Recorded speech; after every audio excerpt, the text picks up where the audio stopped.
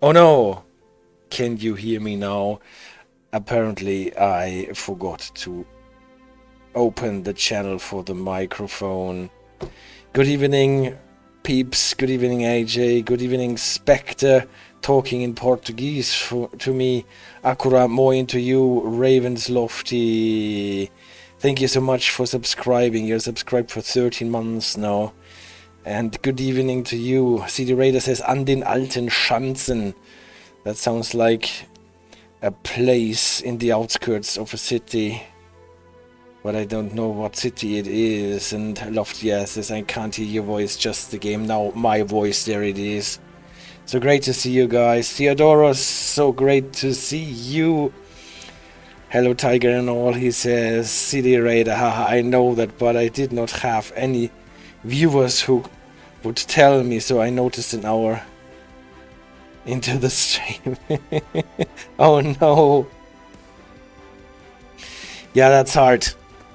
Actually, there is a button on my headset, and it is there for muting my voice if I don't want the world to hear what is going on here in my place. But sometimes I push the button and it does not get stuck. We're talking about American signaling, US signaling, NORAC signaling. We've talked about it a couple of times, but now in the interpretation of New Jersey Transit, what we haven't done so far. So I guess I have to turn on my different disclaimers and find my OBS for that again. So DLC is the Morristown Line. I'm still getting the stuff free from DTG for being an ambassador, but apart from that I'm not getting any benefits from doing this and presenting the game, so you can be sure you will always get my unfiltered opinion on everything. The service that we're doing will be a short service from Montclair State University to New York Penn Station, going into Penn Station, turning left at Kearny Junction. That is the idea about this, because there is actually a really nice peculiarity in the signaling system here, a signal that does not comply with NORAC signaling aspects. So this should be the opener for today's stream. Yeah. Running in the cab car, the driving trailer, with an ALP-46 pushing us around most probably.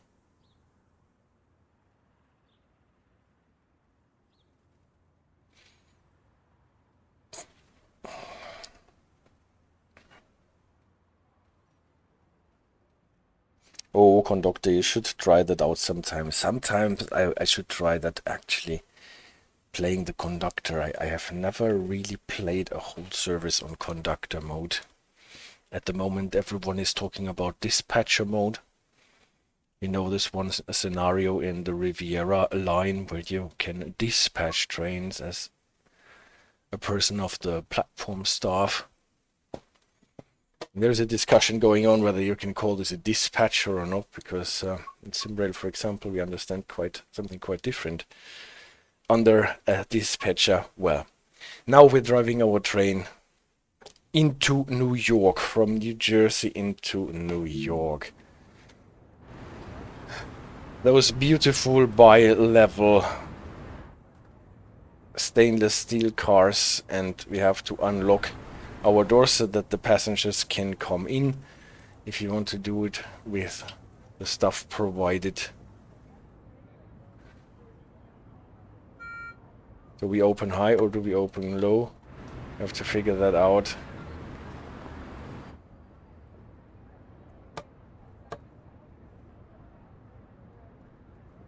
Oh, that was the wrong key, by the way. Now it works. It's not the communication. On the Arrow 3 we will see this. It is the other way around. Brakes are already cut in. We're in lap. Sitting here, actually have 2 minutes to go anymore. Reverser is in neutral. Our lights are here. They are already bright. Wipers are here if we need them. And we need to switch on our safety systems. The alert here. And here the ASES system. This is actually the only cab where this system is called the ASES system without the C, not ASES like on Amtrak or MBTA, but the ASES system. We're getting started with a yellow with a green signal. Approach medium. We're starting at New Jersey Broad Street. Newark Broad Street is the name.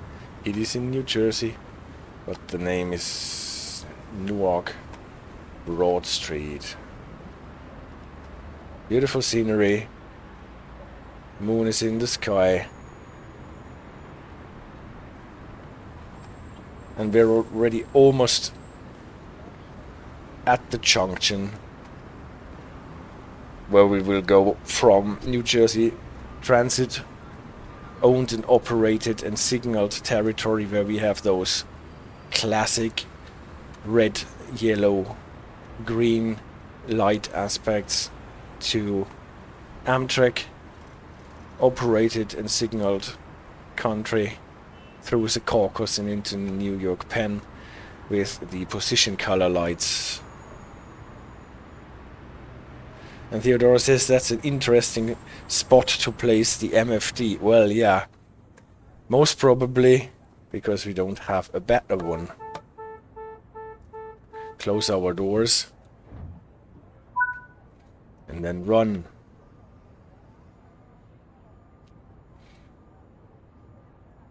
The brakes were in lap, but still we had an empty brake pipe.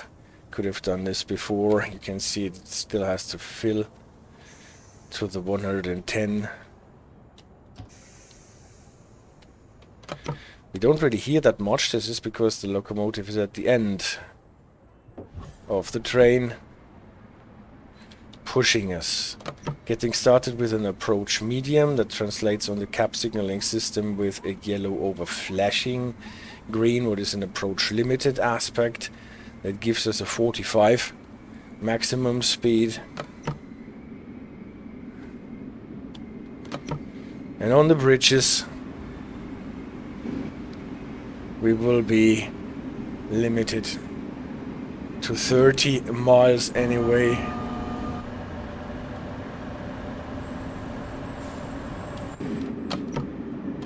So there is no big point in going faster than the 30. Now it already dropped almost without us knowing to 30.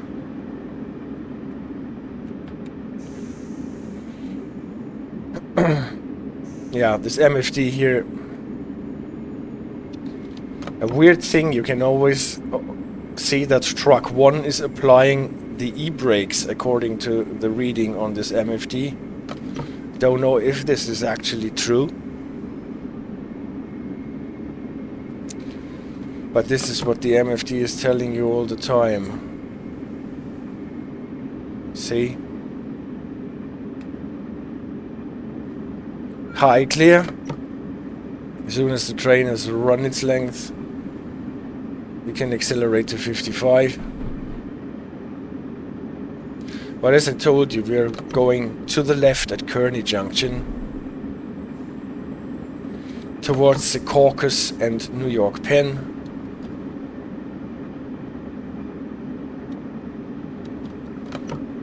Maybe we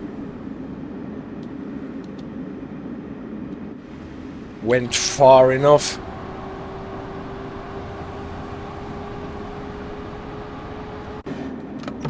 Are those taillights on? I never know for sure whether they are or not.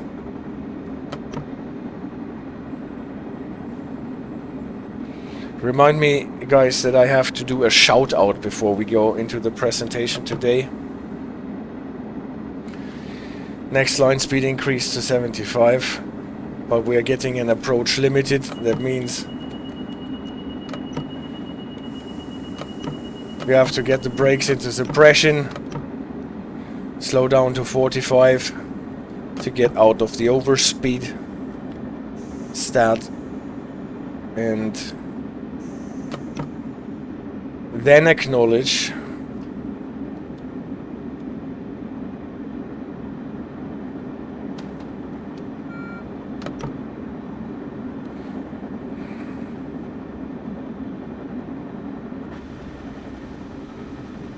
I actually enjoy driving from this driving trailer a lot.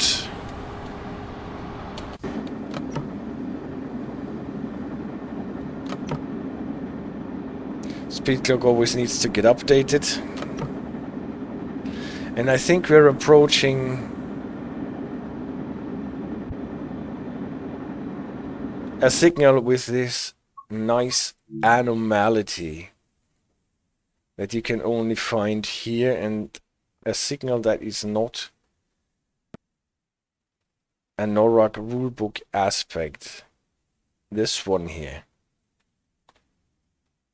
Red over flashing green, so far so good, but this little white, lunar white light a bit to the left between those two signal hats, this is unique here to those tracks. If you watched Brandon Cactus Chooses video, then you have heard about those signals already. We will get to this in the presentation later, where you can find this, but this is a unique way of telling you that your train will be routed to the left towards the Secaucus on tracks 5 and 6, so that you can branch off. It's nice that this actually works, but this is testament for the quality limited clearance aspect that we're getting, so we can stay at 45 because the switches are 45 switches. But this is testament to the quality that the signaling has in this route. Programmed by Brandon Cactus Juice, and he really does an amazing job with the signaling.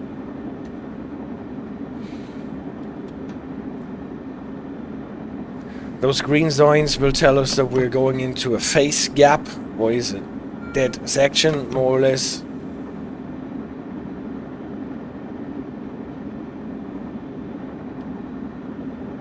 And from what you can read, it is actually a change in the voltage, what we don't do in the game. Since we have our locomotive at the end, we should actually wait quite long until we can accelerate again for the Secaucus. And here we are branching off from New Jersey transit territory to Amtrak signaled territory, and this is why now the signals totally look different. We are now getting those position light signals that are colored. Position color lights, not to be confused with color position lights. That was flashing green on top. What is cab speed?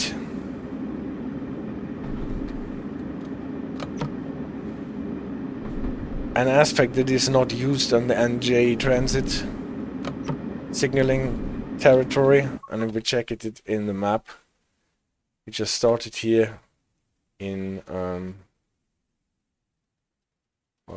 somewhere around here, Broad Street at any rate, Newark Broad Street, and then we went left at Kearny. And now we're going into the Secaucus, that we can end up here at York Penn. He already did a very nice job at Boston Sprinter. Yes, you are completely right, Spectre. And also on the Boston Booster route, always improving the signaling, so that at least the Northeast Corridor signaling is in a really good state. Arguably even better than the signaling that we get on many German routes or even British routes. Especially when it comes to signal sequences.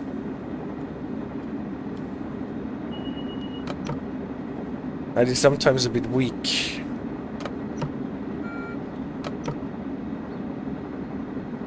Like if you want something like a Halbregelabstandsverfahren in German signaling, or approach controlled signals in the British system, so that you don't rush into a junction where you have to slow down rapidly without seeing that before. Again, cab speed aspect, flashing green on top.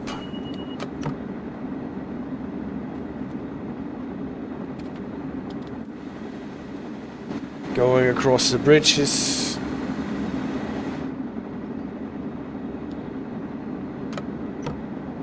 Probably getting decreasing signal aspects soonish. That's a really nice part of the route, isn't it? With this, with all this water around, and the bridges for rail and cars.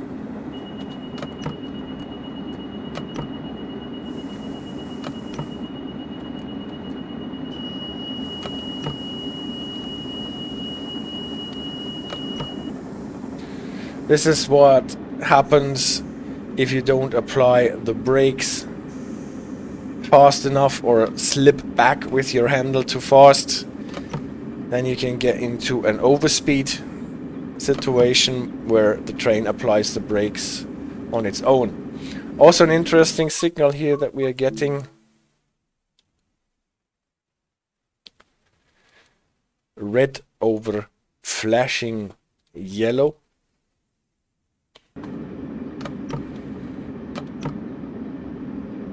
What should translate into 30, yes, because it is a medium approach signal. If the yellow on the bottom is not flashing, then it is in a slow approach. Again, it did not like my braking for suppression. This is why it got to stop down. Almost. While I was explaining medium approach, it means we can pass the signal with medium speed on the switches, but then our signal, cab signal aspect decreased to restricting because of our approach to the red signal at the end of the platform. I can show you this because we have so much time for arriving in Secaucus. So there is all the time in the world to play around and have the train apply penalty brakes and show how the safety systems work on this train. Cab signaling with the speed control system on one side and the ASES system, what is now actually working as ASES system because we are on Amtrak territory, is enforcing the civil speed limits.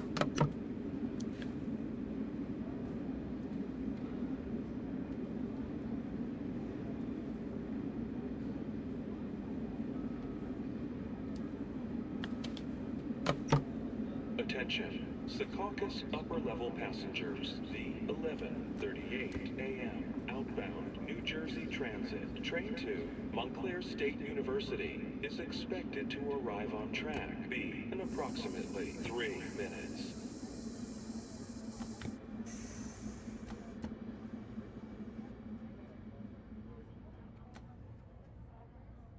This station stop is Secaucus. Okay. That was not so great a stop. But at any rate, we did not run the red signal here. Let's see if we got the train at the platform at any rate. Yeah, that works. Secaucus.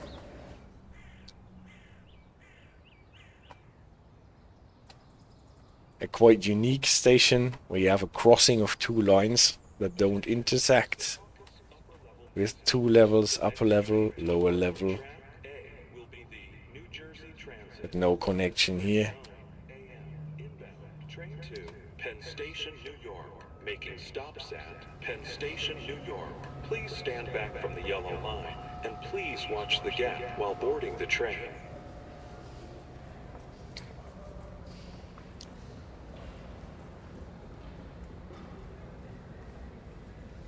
So, station announcements are really beautiful.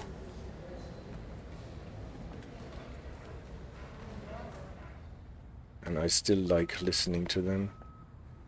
Train faults improved since the last patch to the latest update.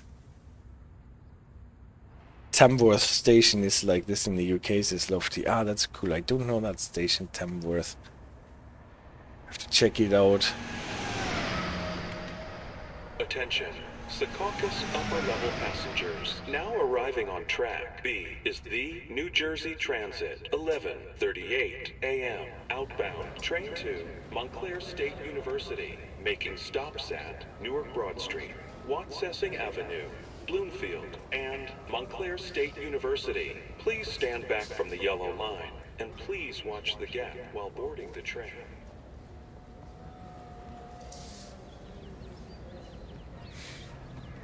I wonder why sometimes the passenger information screens switch to this mode.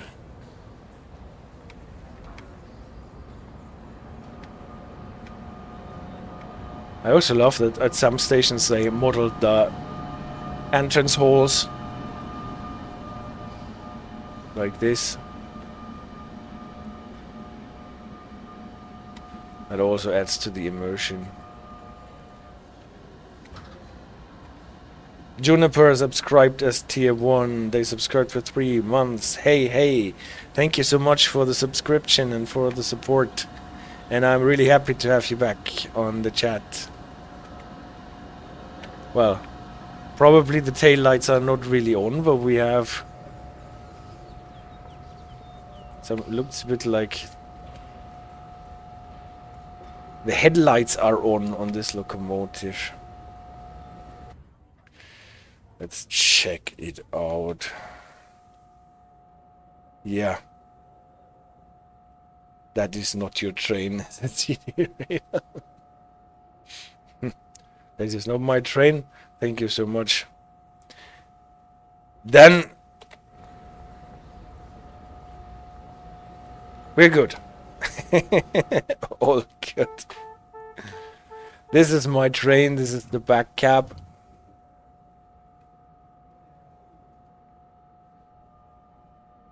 Then I don't have to fiddle about with tail lights.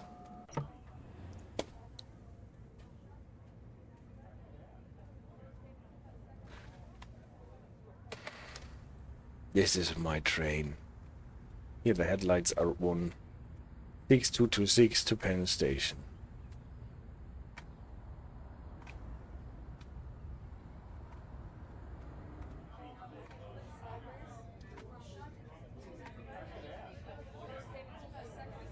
Can you hear the passenger ambience?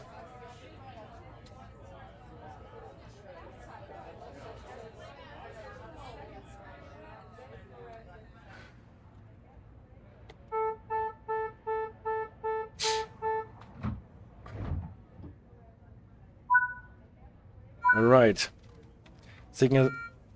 Whoop, that was fast. It switched to a slow approach and now to a limited clear.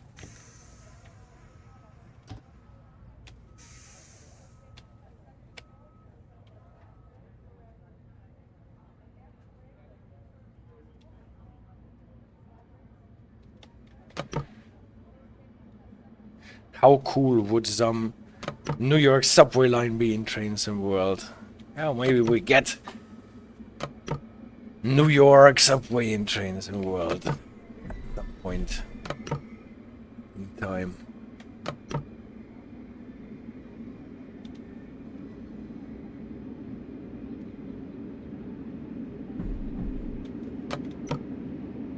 S line for $30.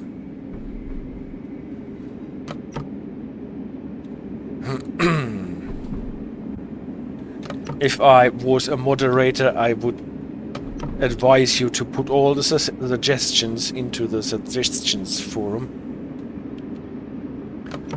Good thing I am not.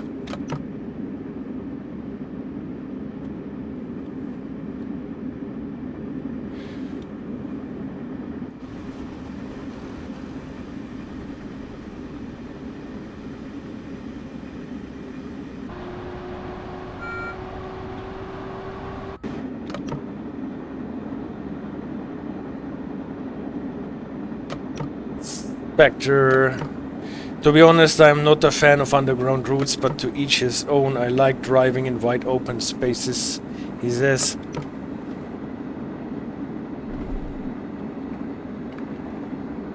In general, I agree with you.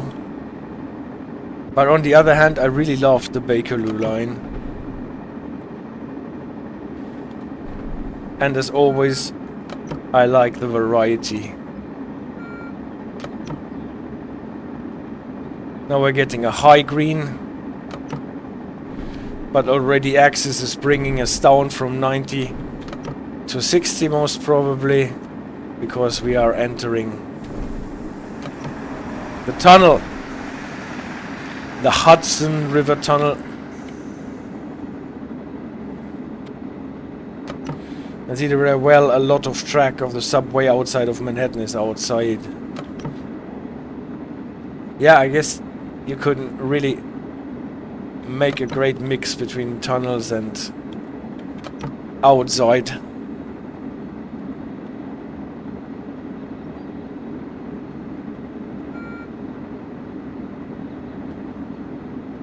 Spectre, that's nice with the New York scenery.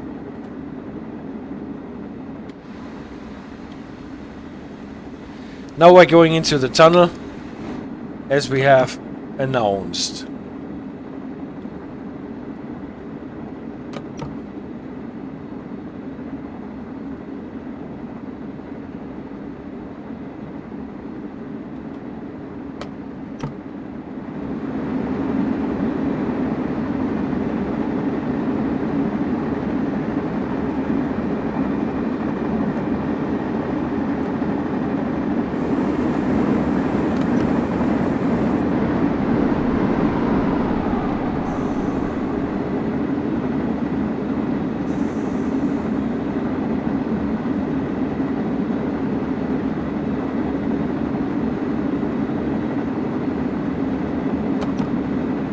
Doesn't sound at all bad, I think.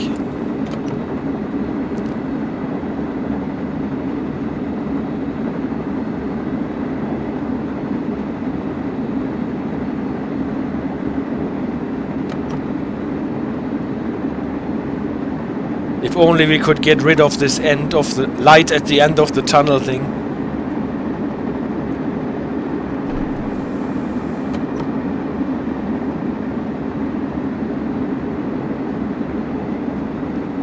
Yes, and the upcoming lights, says CD Radar, in the single track tunnel.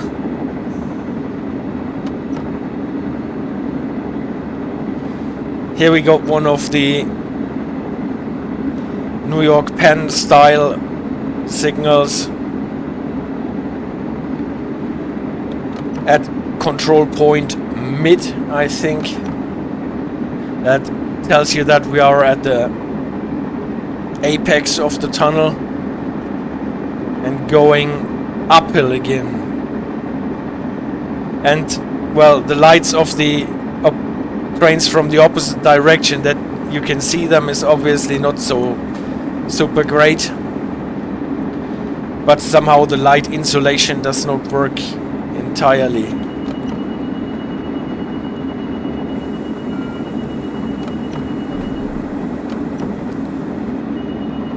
Suppressing, breaks into suppression, slowing down to 30.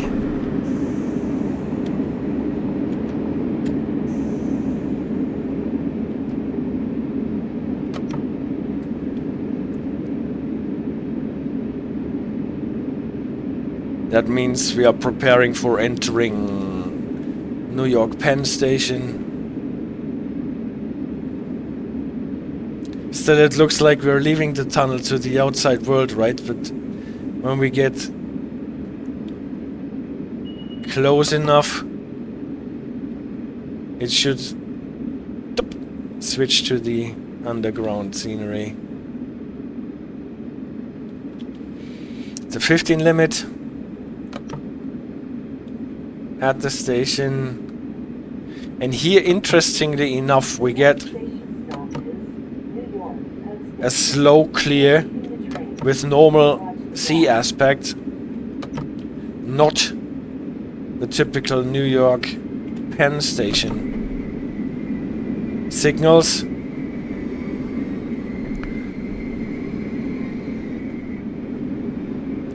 That we are approaching now.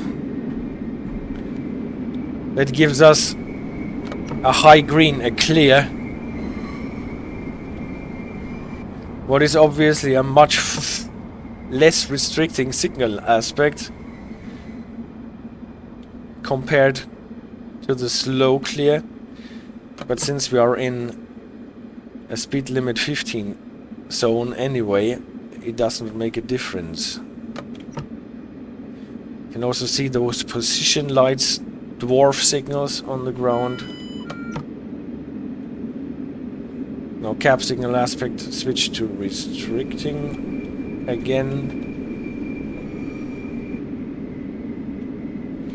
It's always essential to know which signal is yours, so that you don't get started by those two reds that we are passing through.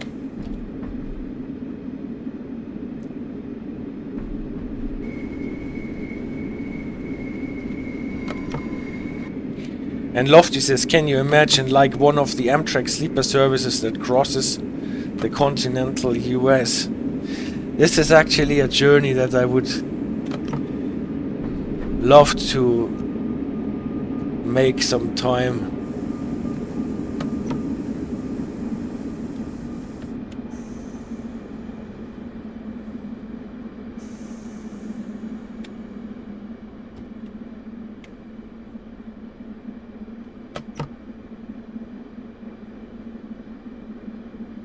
Crossing the entire United States on a train.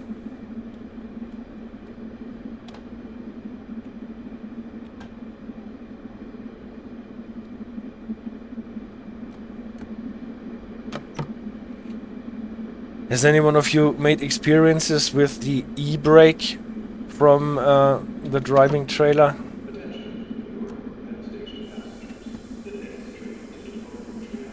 Not entirely sure if that works as intended. And I'm short again. This time the scenario doesn't want to stop, so we are actually going on a bit, clearing the switches.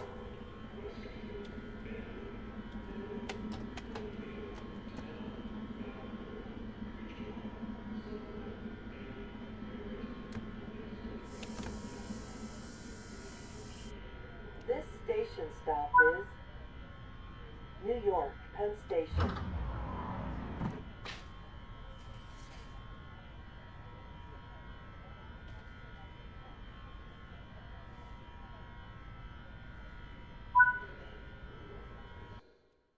So that was that. So is the short one. I wanted to show you how we transition from the NJ Transit type signaling with this very unique signal to the Amtrak position color light signaling between Kearny Junction and then New York Penn. And Theodore says underground spaghetti tracks there must be fun for the maintenance worker. Yeah, but this is on the other hand really impressive. Because this stuff is so old. This has been around forever. And UIC, not UIC, no. This is nothing for the UIC. Okay guys, before we play the next service, I want to cut in the presentation about the New Jersey Transit signaling, what is NORAC signaling, with some specialties. And it can never hurt to repeat and recap what we already know about the signaling. Before we do that,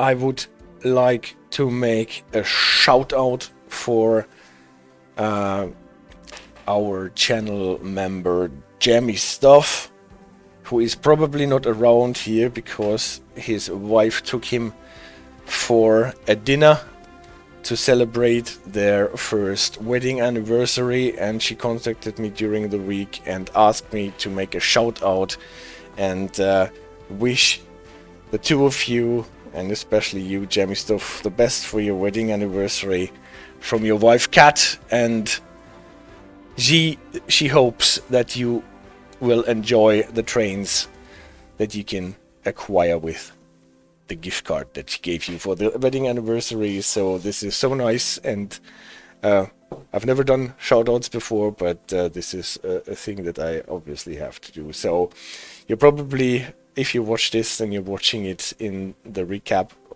on the YouTube channel, not live, because you have better fish to fry than watching my stuff here. Perfect. So best of you, the best for all the best for the two of you, and happy wedding anniversary. And oh, says Lofty and nice, Spectre and CD Raider says congratulations. Okay, now for something more mundane, the New Jersey Transit signaling. And for that, I will turn off the game sound. Remind me to turn it on again later. So, let's recap. We are in US signaling, and when starting and looking at US signaling, we always start with the Code of Federal Regulations, Title 49, with the Section 263.23. That gives us the framework for all signaling systems. All signaling systems have to comply with that. There you can read that you can use color lights, blades, position lights, and so on to build a signaling system for your railroad if you want to run one. The aspects of cab signals can also have illuminated letters.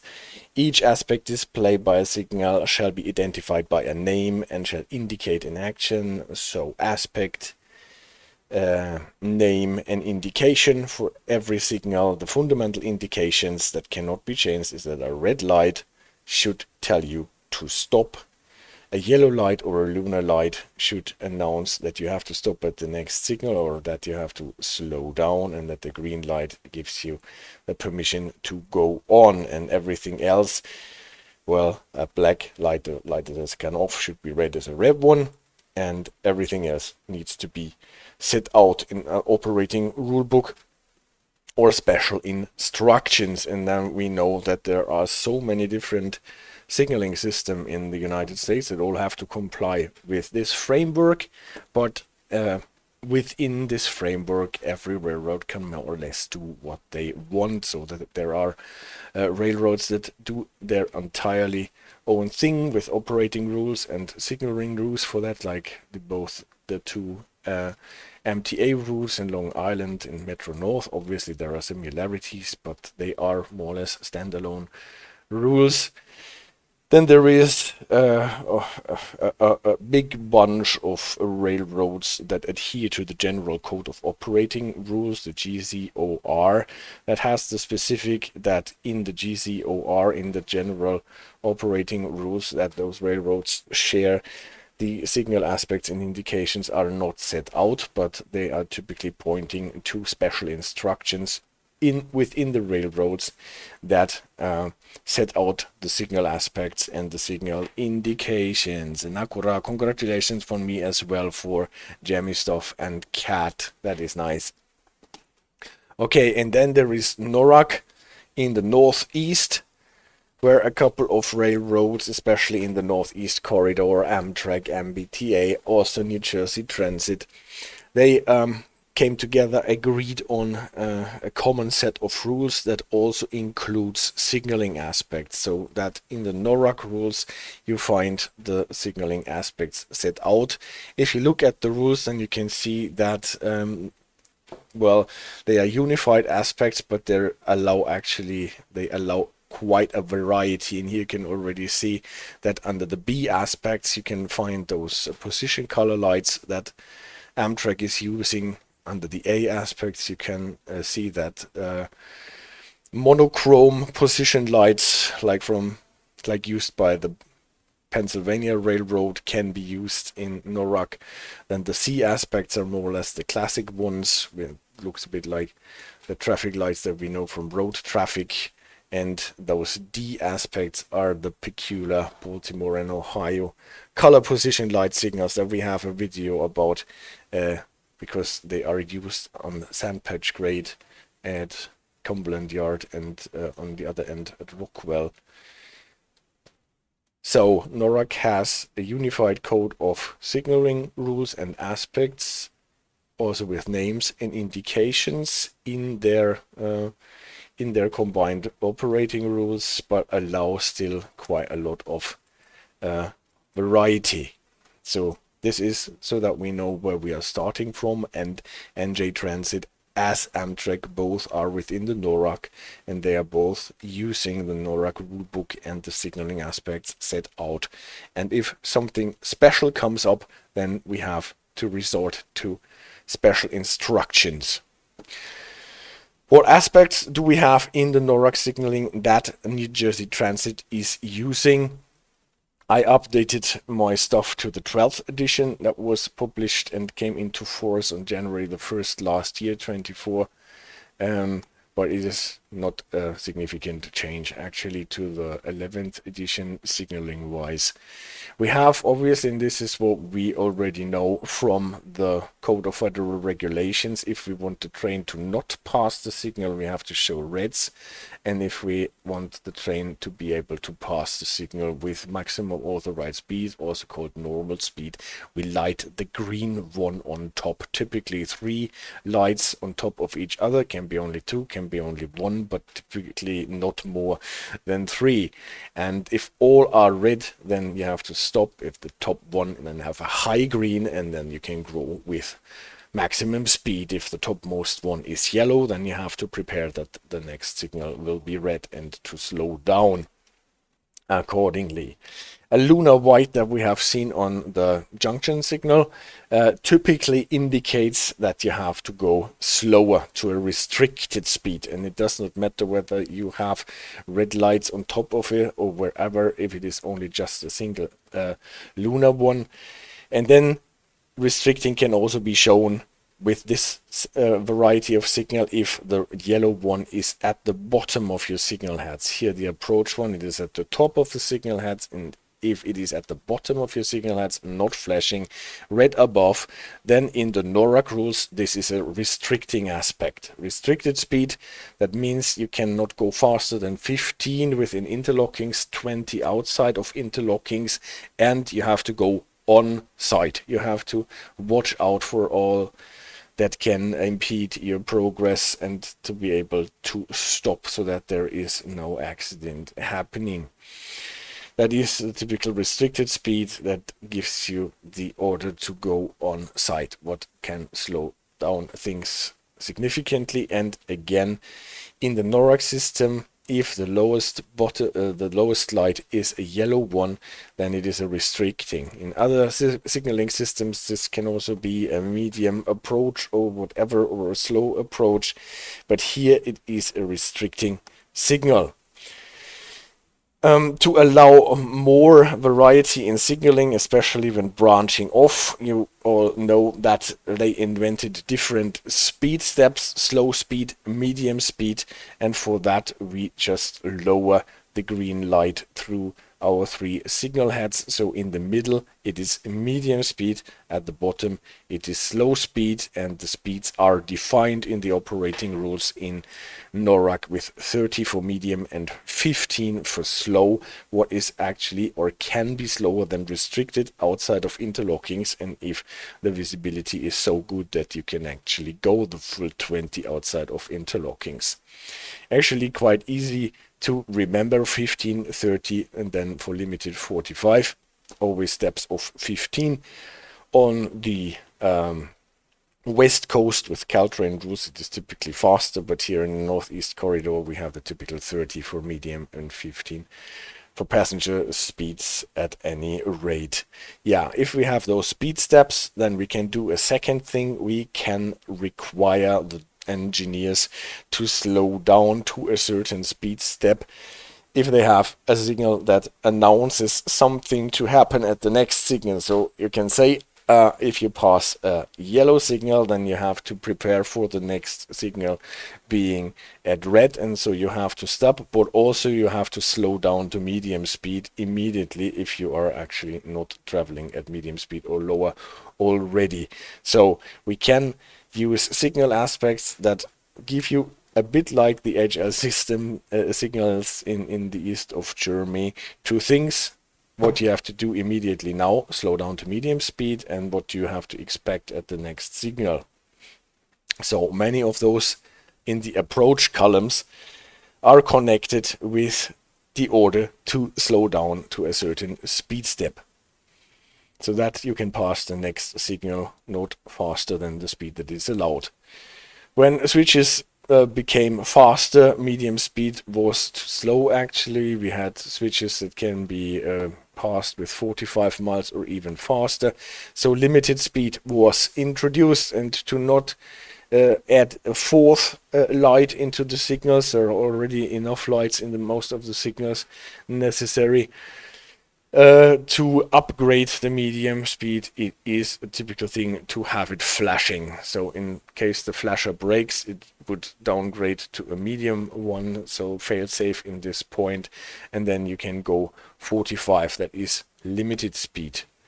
And since 45 can still be too slow, and there are switches now that you can pass with 60 or 80 or even faster, and to not being forced to get more and more and more and more speed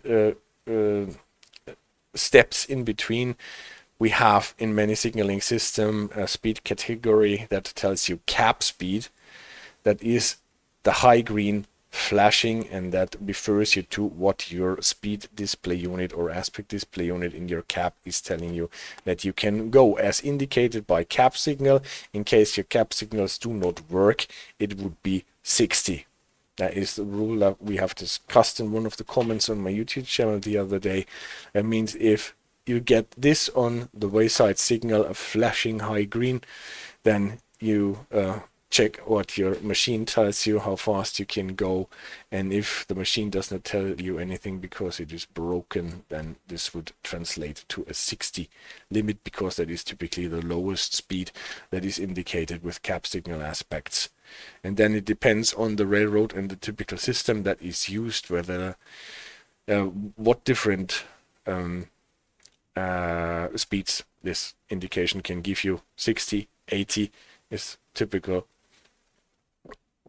Cap speed 100, something in this area. Above that, you would typically get a clear 125, a clear 150, like on the Acela. The idea is to be more flexible by using those speeds. At this point already, we can repeat something that Brendan told us in his brilliant video about the New Jersey signaling system, is that NJ Transit does not use this aspect in its signaling system. Instead, you get a high green that limits you to maximum authorized speed on their tracks, not a cap speed limit.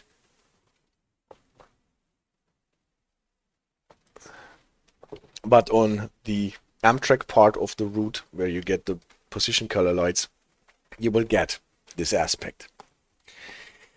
In between stop and restricted, we all know that there is a stop and proceed. Every time we have an automatic block signal, what you can recognize that it has a number plate attached to it, then the red signals are permissive. You don't have to stop and stay like on a full-blown stop signal, but you have to stop and then you can proceed with restricted speed.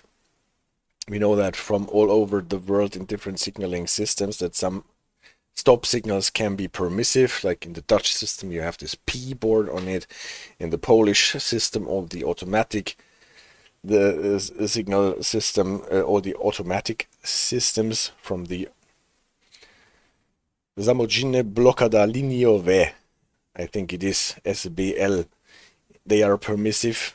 Also in SimRail it is simulated properly. You have to stop and then you can pass the signal with restricted speed. This is why it is in between. Then you have more different variations of the approach signal. If you have different signals that tell you how fast you can go across the interlockings, across the switches until you can go back to a line speed, you can get this announced on the signal before, and for that we just replace the topmost light with a yellow one.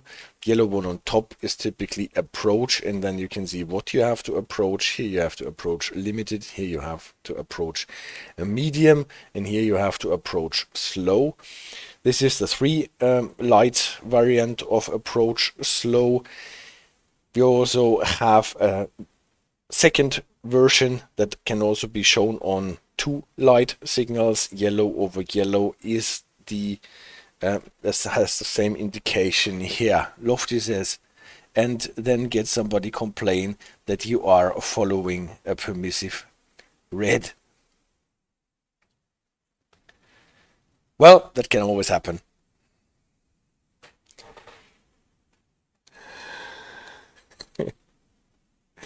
Yeah, that's the point. Approach limited, approach medium, approach slow, and that would then be approach stop. But you don't say that, you just say approach at this point. 2 versions, both of them happen in the New Jersey Transit part from Hoboken to Dover. This one with yellow over red over green, you see a lot in the Hoboken area. When we are driving outbound, we'll see this. This one we see at any rate on our approach to Summit Station.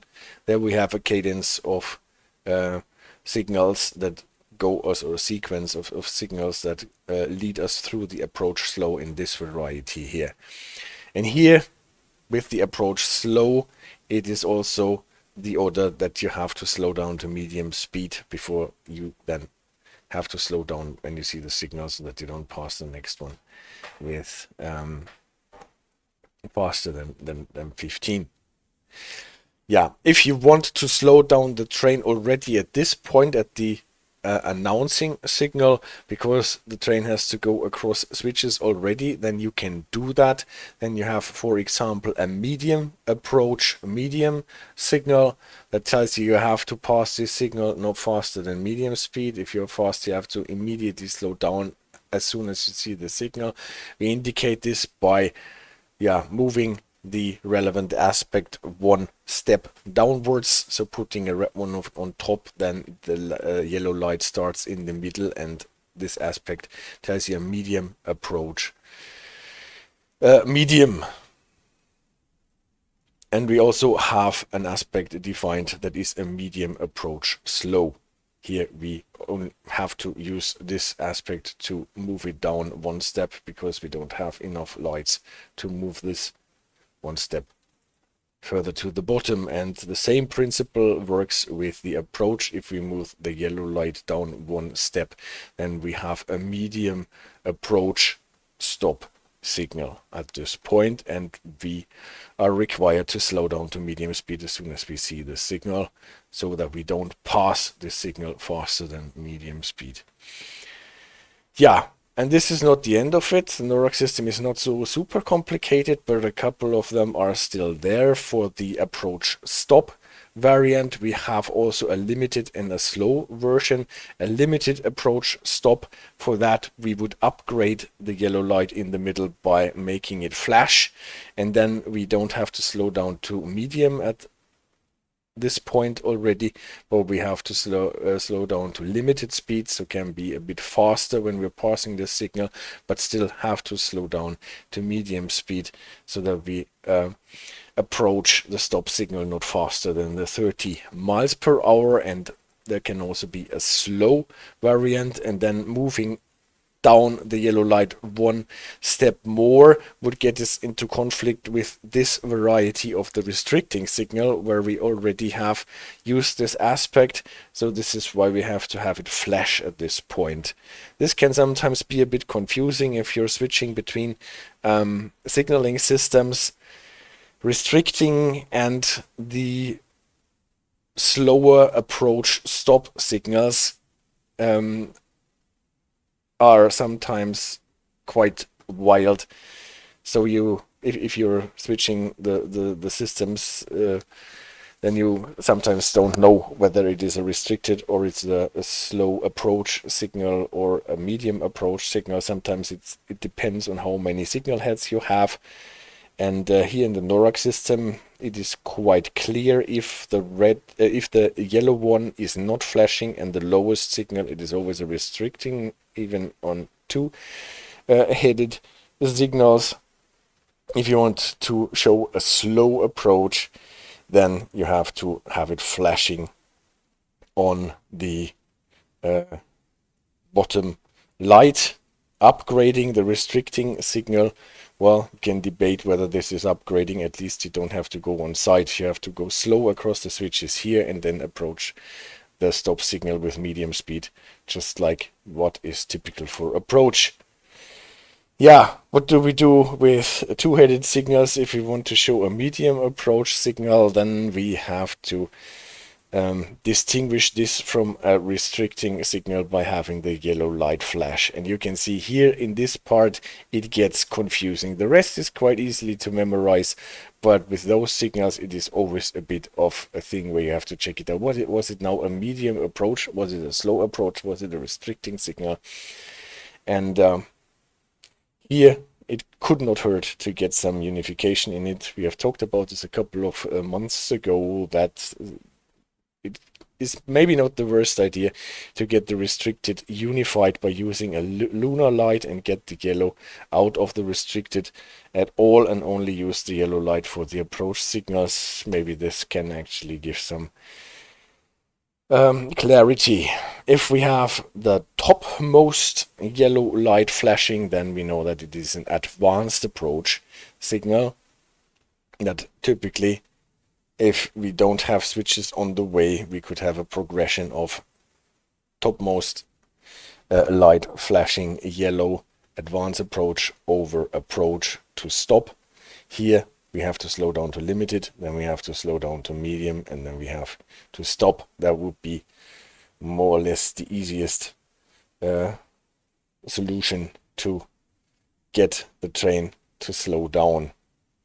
Sometimes in systems where you don't have the advanced approach, you can also use the approach medium and then the approach and then the stop. Like on Sampage Grade, you find the sequence medium approach. So approach medium, approach and stop a lot. And this is already the signaling system, so there are not that many signals to remember. And in New Jersey Transit, they are using it. It gets a bit more complicated because the signals don't always look the same. So if I'm using this symbol here, like topmost is green, the signal can look like this, actually 3 heads in this tri-light fashion. But it can also have only 2 heads or only 1 head. So this is always the same aspect here. Topmost is green. Sometimes you don't have those tri-light types, but you only have 1 lens that can change its color, or well, the lamp can change its color because the different lenses are put on top of it. Same applies here. It looks a bit different, the signal, but the same aspect. Then you get this kind of signals that stack the lights on top of each other, like on road traffic lights. Also the same, does not matter how many there are, does not matter how many lenses, how many lights. Unlike in systems like the Dutch signaling system, the shape of the signal screen does not change, and for that you can look again into rule 281 for the NORAC rules, for example, and here you have them all together. Like here, those varieties, those light signals are those C aspects. You can see in 3-headed, that would be the C with 2 lights. It is C1 with 1 light. It would be C2 variant, and even C3, where you have a signal head that does not show any color. Well, from the rule that you would treat a signal head that is extinguished as a red one, you don't get anything else than the C1 at this point, right? Red lights underneath are typically not interesting. If they are on top of the yellow or the green light, then they can actually downgrade the signal and are interesting at all. So, and this in comparison to what Amtrak uses, those position color lights, they are the B aspects here. Typically we have then a black board for the second one underneath to show different aspects. Again, not to be confused with the color position lights that are the D aspects here. Baltimore and Ohio, as can be found on Sam Patch Grade, special video about it. Also a special video about New York Trenton we have about this Amtrak's PCL signals, so I will not go deeper into them. They follow the same rules as we have discussed on the slide before, but they look different because they use those position lights and the colors, so that both parameters are actually conveying the information, like green and in this case vertical orientation.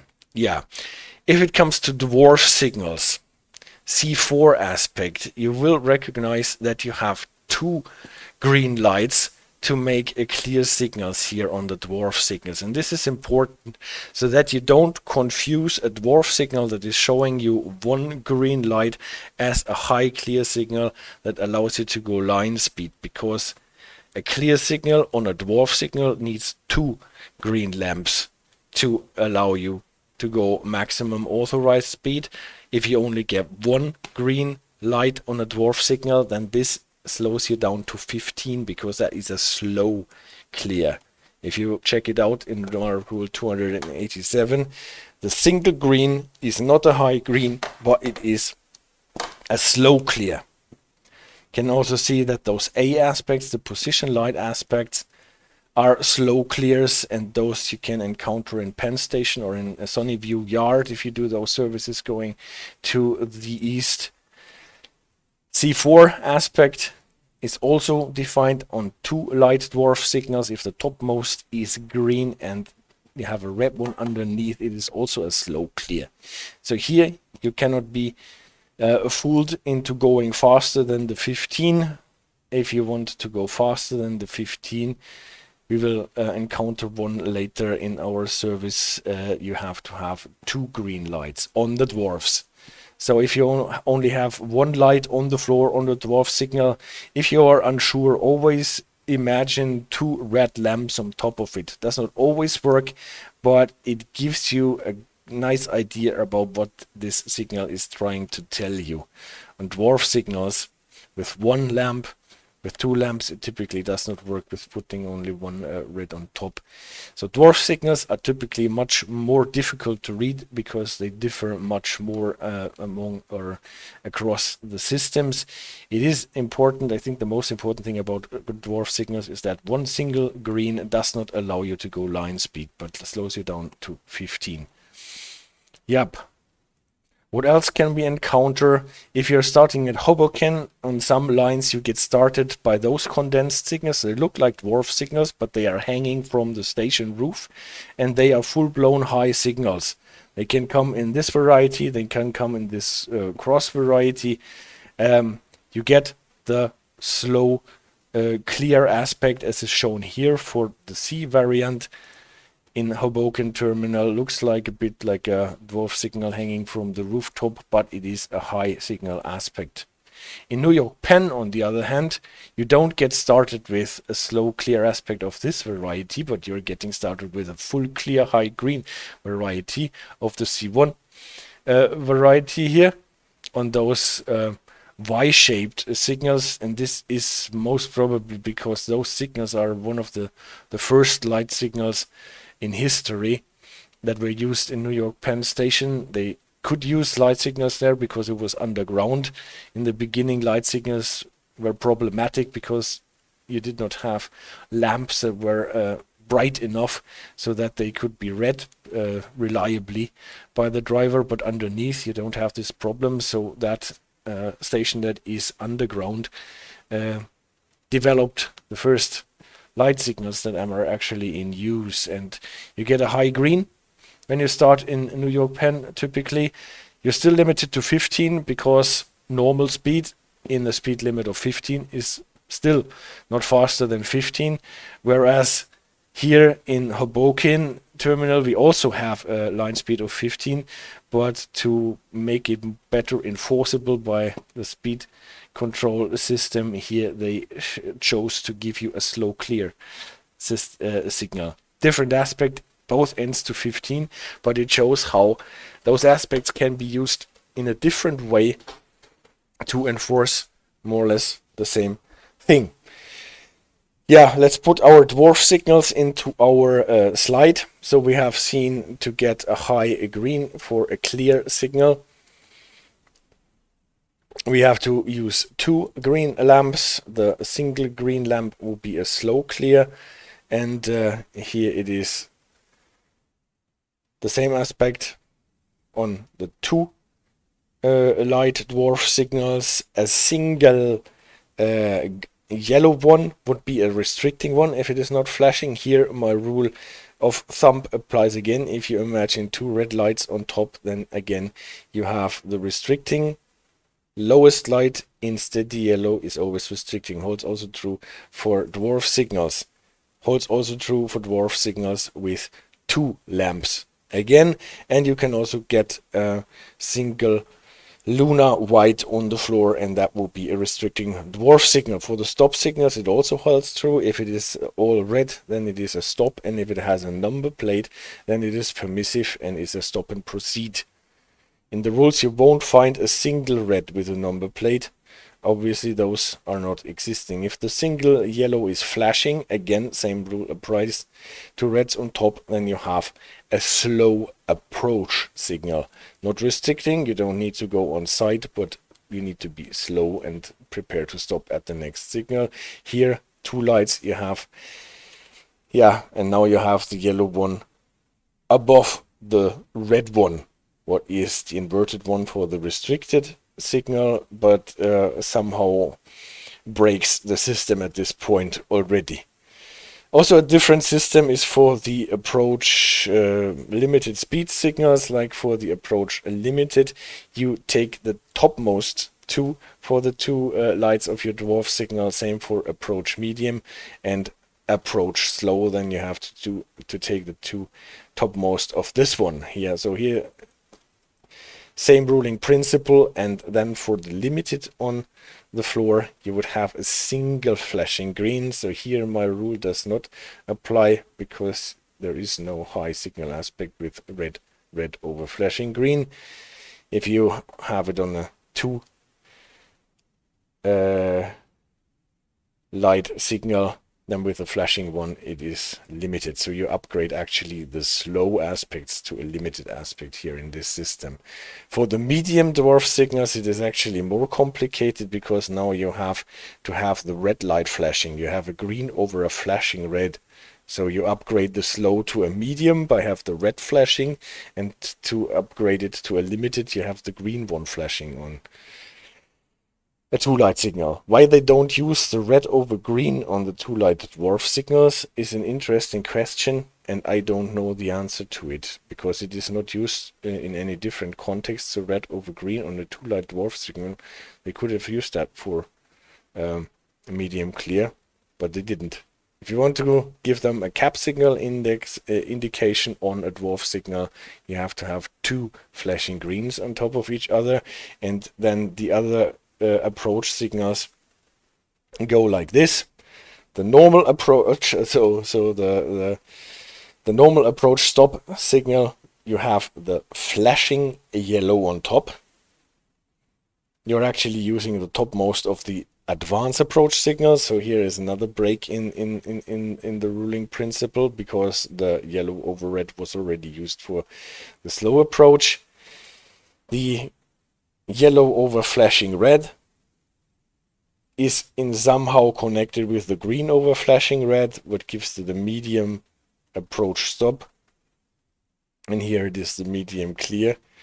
And if you want to fiddle in the position light signals, then this one vertically would be the slow clear, horizontally would be the stop on this signal, falling from left to right would be the restricting on the dwarf signal, and rising from left to right would be the slow approach. So those position light signals are always slow aspects if it is not already stop or restricting. And I think this is now the full chart for the dwarf and high signal aspects.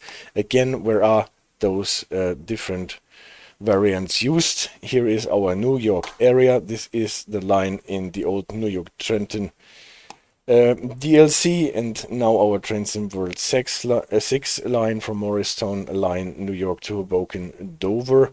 That doubles this part between New York Penn Station and this crossing here. The Trenton line goes on Amtrak territory, and here the Morristown line branches off here. Otherwise, also opposite direction than we did in the first service.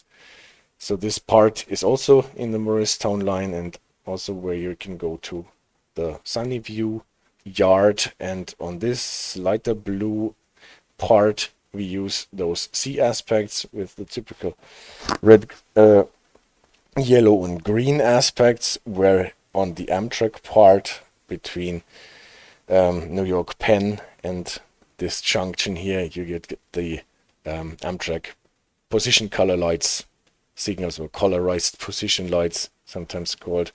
Always those are not technical terms. This is more or less what I use in my head to keep those signals from each other. And again, we have a video that is dedicated to the Amtrak PCL signals for the New York Trenton line. In New York Penn, you get those Y-shaped signals that are totally typical for New York Penn, and in Sunnyview Yard you find a lot of those position light dwarf signals that you can also find in New York Penn area. Another thing what I have found, I told you that there is this special junction signal with a lunar light in between. If you are wondering where this is actually set out in the rules, you have to look into the special instructions, and I found one copy, obviously old, 2016. There's obviously or probably a newer one around, but here, for example, just to see how this looks like in the special instructions. One thing for Bergen Tunnel, we have not talked about this, we will run through this quite soon. In Bergen Tunnel, when we're going from Hoboken to Newark Broad Street, we will run through a tunnel, and then we have signals on the ground that look like dwarf signals, but those are displaying aspects of high signals. So we will see that we are getting here aspects of high signals, and this is especially important because here you can encounter signals that show you a single green lamp and are sitting on the floor, and your speed display unit tells you to go 30, and you wonder how can this dwarf signal that shows us slow clear can allow us to go 30, but actually those are not considered dwarf signals, but they show high signal aspects in the tunnel, because obviously because it is a tunnel there is no room to put the high signals there. And then this rule here is for the signal that we looked at in the beginning of the stream, Kearny Junction, with the lunar white When the lunar white light is displayed, the route is aligned for tracks 5 or 6 at Kearny Junction. That means that you're going to Secaucus and then York Penn Station, just as we did in the beginning of the stream. And the rule also states that they are not in conformity with typical aspects shown in the NORAC rulebook. So in special instructions, you can find the rules for special signals that you don't find in the NORAC rulebook, as stated here. All right, that was the part about the signaling used on New York, on New Jersey Transit, part of the Morristown line. And in one of the next videos, we will check out the cab signaling and the speed control system that is connected with the cab signaling and how it interconnects with this signaling here. For today, we had enough, I guess, and we can run a train again. We will have to change the service marker because it is now a different service.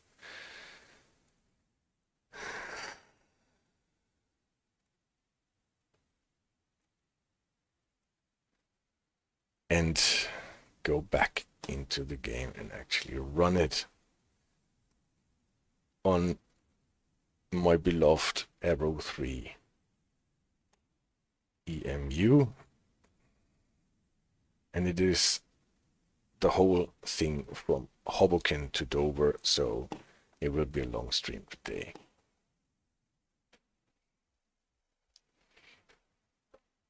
And we need some game sound again.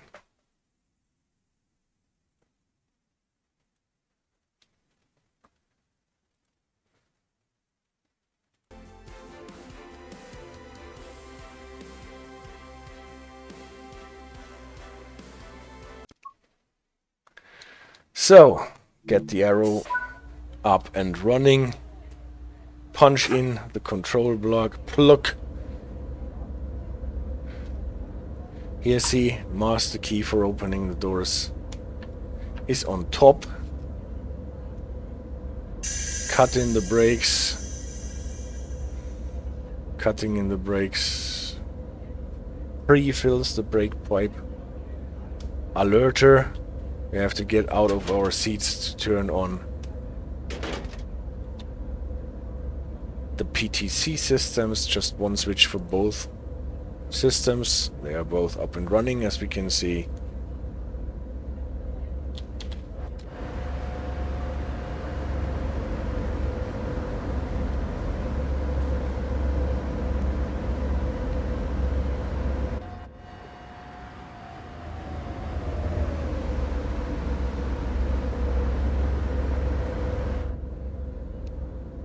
Yeah, and as I said, starting at Hoboken, we will get started with a slow clear signal, limiting us to 15. Watt confirms or agrees with the line speed. Can maybe show you those special versions of the high signals at Hoboken.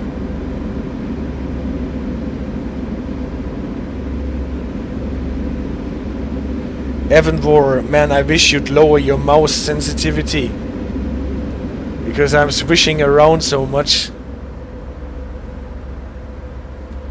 Well, this is probably a thing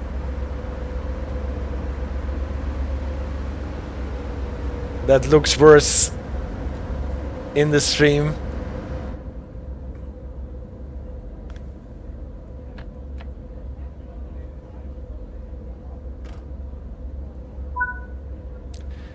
Three times red. I wonder if it is allowed to pass its signals as Spectre.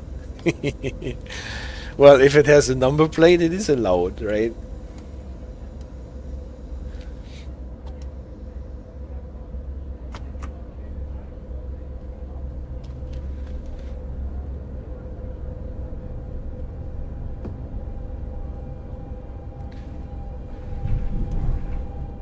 So we can't go faster than 15.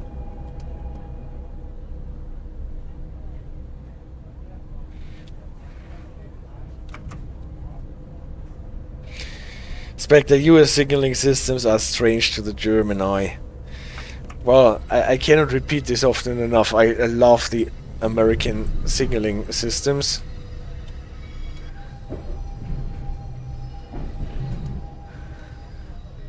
Just for the variety and what you can do with it. So we started with a slow clear. The next signal that we're getting is, if this is actually ours, yeah, and it is ours, is an advanced approach signal. That would typically slow us down to limited speed. But since the line speed is slower, we still can't accelerate. Speed display unit gives us 45. The approach should slow us down to 30. It does, but we still can't go faster because the line speed is 15. But we don't get up to this point. We don't get information from the ASES system that enforces the civil speed, and now it is enforcing the 15 again. This is why we have this funny switching about. In the meantime, the signal switched from stop to a slow clear. That means we can proceed with 15 until we are through the switches. It is, says Akura and Theodorus. Feeling sleepy, I'm heading out. Catch you all later. Theodorus, have the greatest of nights. And see you soon. So, we got this slow clear because we are actually going all the way from left to right through the switches.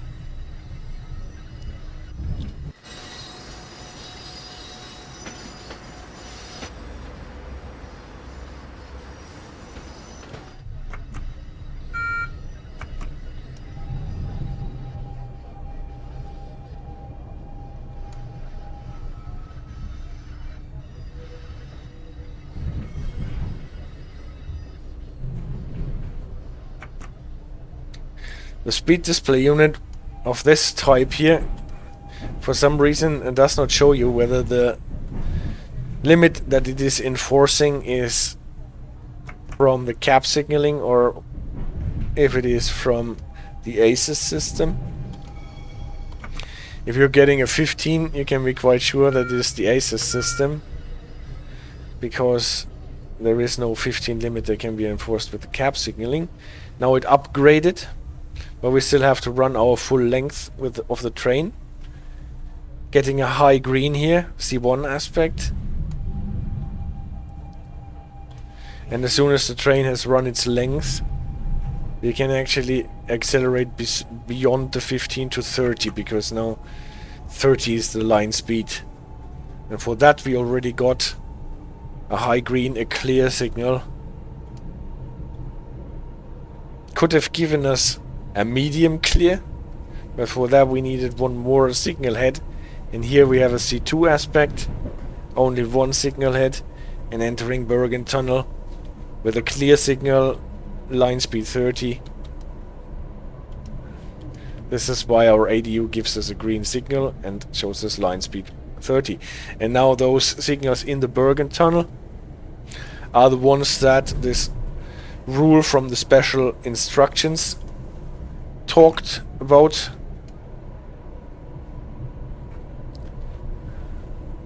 They look like dwarf signals because they are so low to the ground, but they are actually high signals and showing high signal aspects. This is why this is not a slow clear, but it is a high green, a clear signal that allows us to go full line speed of 30.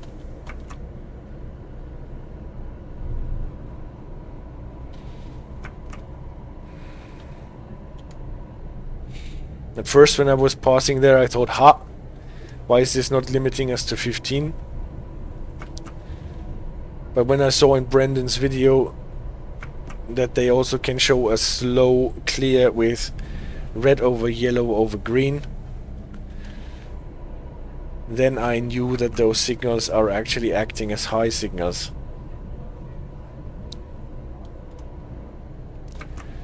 And after that I found the special rule for it. See, the radar is laughing full line speed of 30 miles per hour. Yeah, that's the point. This is the point.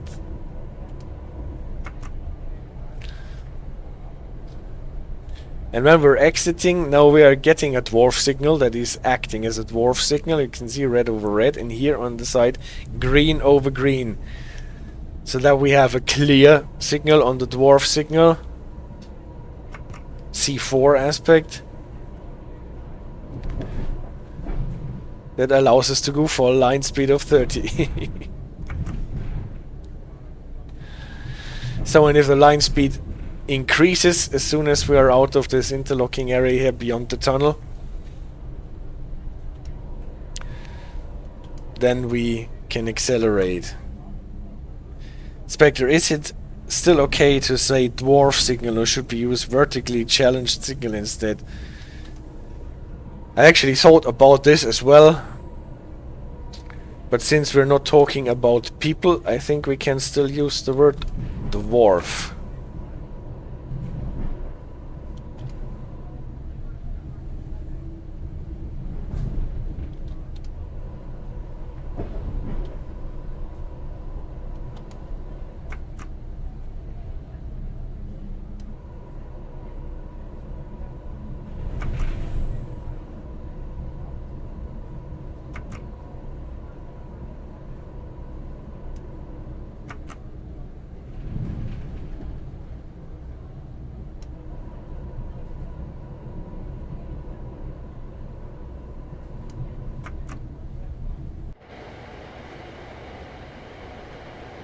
Nice spark.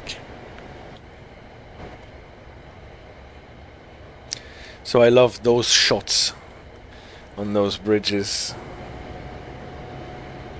Unfortunately, the camera always gets forced into that corridor, so that we cannot watch the train through the bridges. Beautiful, says Lofty, yeah. And now line speed increased to 75. Train has to run its length and we can accelerate. That is a nice trains inspector, and it is beautiful to drive actually. This old GE EMU from the 70s. We have to prepare to stop at Meadows though, so we cannot go too crazy.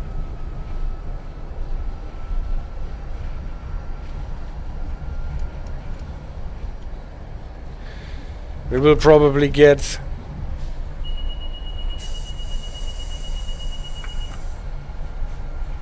in this case we got the cab signal before we actually encountered the approach medium signal on the high signal wayside.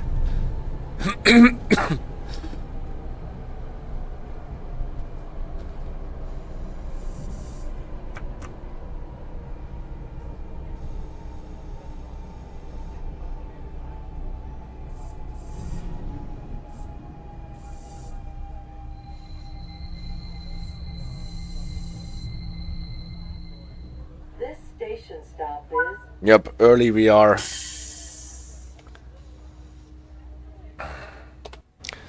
Yeah. This is the shortest platform in history, right?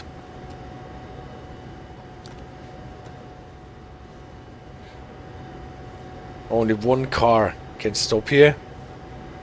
So by the way, anyone wondered why we're only opening the end doors on our coaches, not only on this platform but on all the platforms? It is even so that if we want to open the center doors, we would have to remove this protective cover. And why is that so? Well, most probably because the center doors, now I opened it by mistake by showing this protective cover, they do not have those trapdoor steps built in here, where you can actually put this thing on top and that allow you to climb into the train. Not so on the middle doors. This is why you should not open your middle doors, and you have this protective cover on top of it. Unless you are at the platform that is high enough to accommodate for that. Now I have to close the remaining doors as well.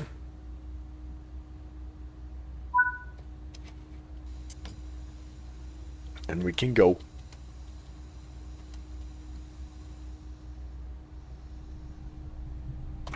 Mind the gap, suspect, yeah. Mind the step and mind the gap.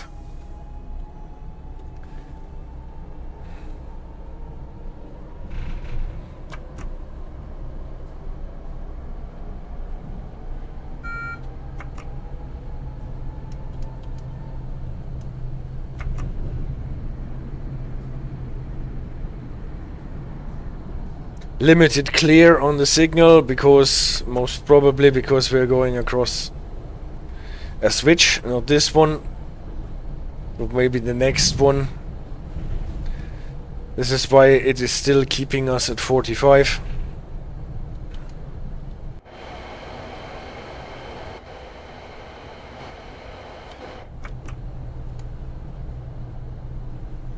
Here's the switch, and as soon as we are through, we get a high green. ASES system upgrades the speed immediately, not taking into account the length of the train. So we always have to make sure that the train runs it, and then we can accelerate. Warning: the train may move the CD-radar. Also, do not put it to the microwave. No. Trains are not supposed to go into the microwave.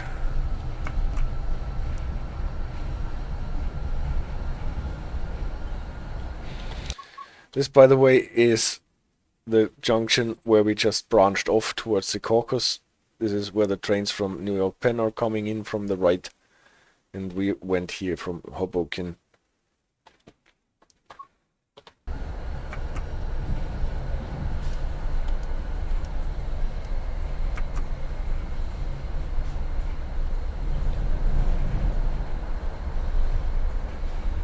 And are now on this fast part.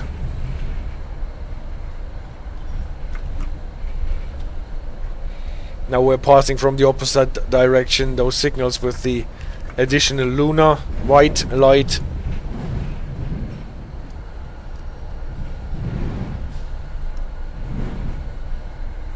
At the end of this straight we have to slow down. Well, we can anticipate a bit. We will get an approach limited signal as soon as the signals... Oh, look at that. 300 miles.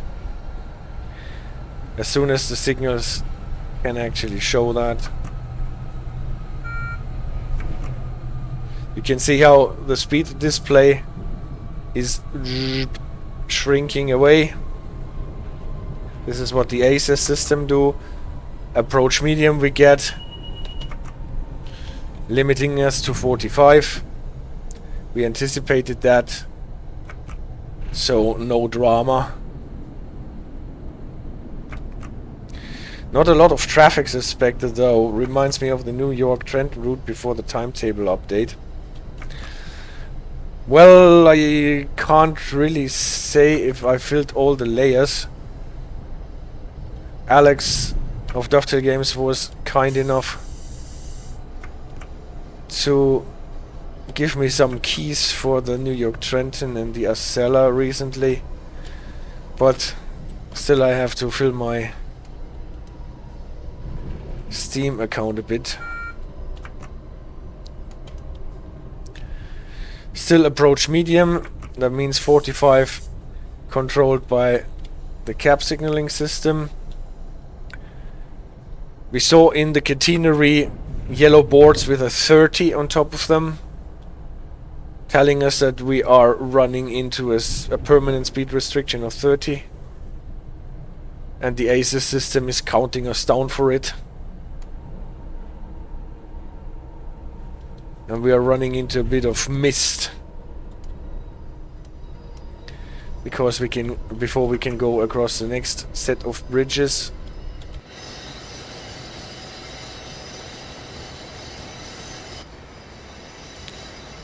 It still looks very beautiful.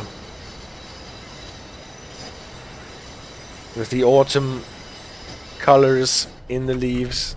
Oh, look at that. Well, now we have the sunset. Newark Broad Street. When leaving the train, please watch the gap.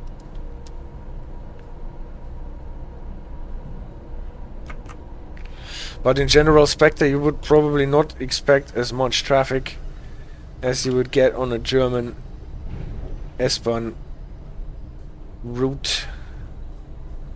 Approach medium still on the signal.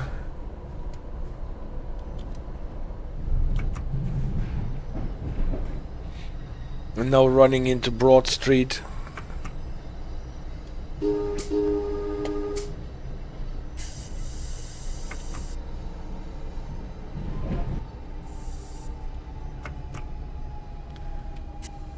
Really early, actually.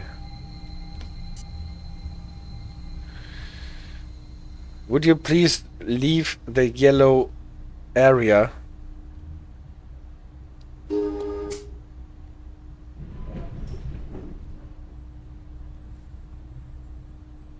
They don't wanna.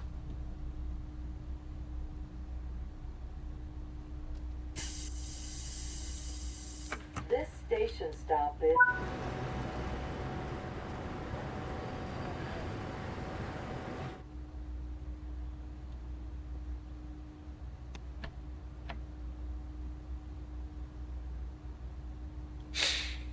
The seat that we're sitting on is a bit flimsy on this train though, so I can't imagine that this is super comfy to sit on that thing while driving this train for like hours.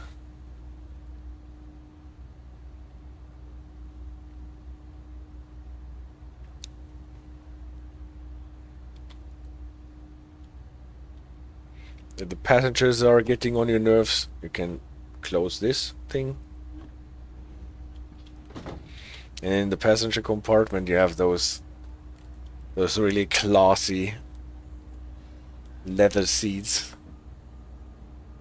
This is a cool train. The Arrow.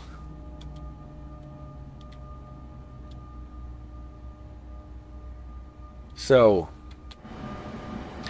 everyone on board who wanted to come on board, then we're closing the doors again.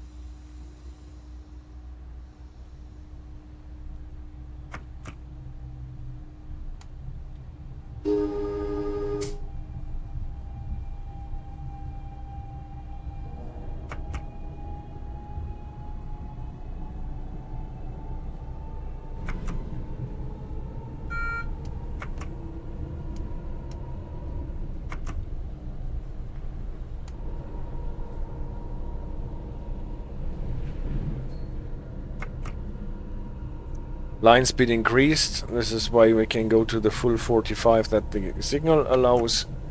Now we're getting even a high green. So we can go to line speed of 55.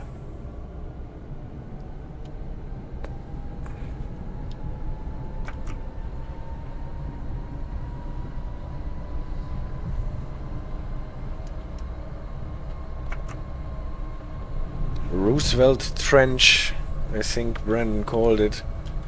Again, we have to slow down because we're getting an approach medium. Approach limited, since it was flashing. Approach limited this time. The headlight fuse has tripped. That is too annoying because we always have to get up if that happens. Our headlights are off now, probably.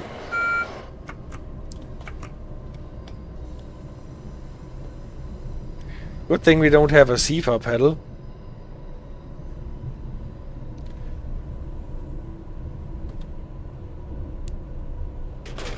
Fixed.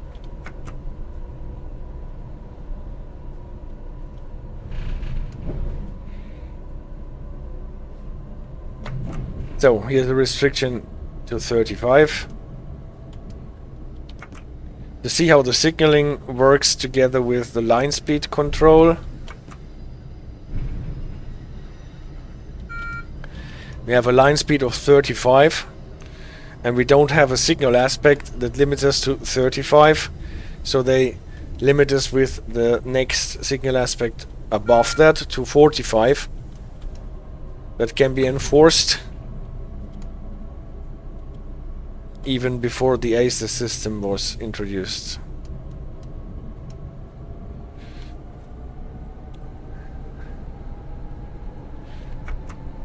Now it's back to 60 and we have a high green. I sit on a folded seat. Yes, that's why I said this does not look so super comfy.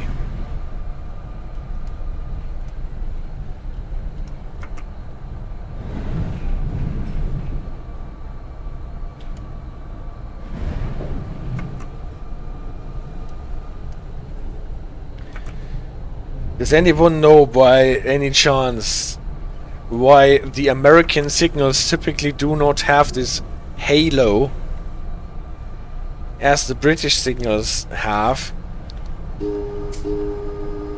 when approaching them in the game?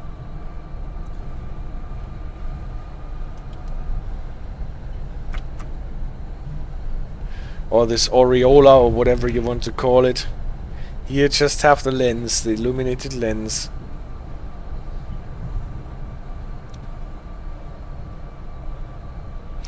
Folded up, yep.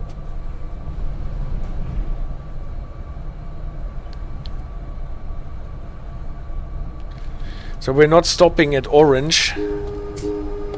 Not at East Orange, not at South Orange. Not at Brick Church. And not at Orange itself, also not at whatever it's called, Avenue in between. We're running through until we get to Maplewood.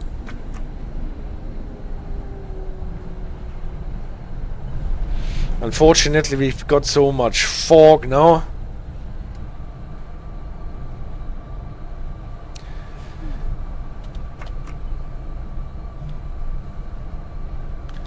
Good question. I think the halo is also missing on some other train symbol 6 routes. Could it be Leipzig, Dresden? Really difficult to read sometimes, at least on PlayStation 5, yeah.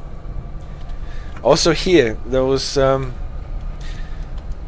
it works better in darkness, as you can see.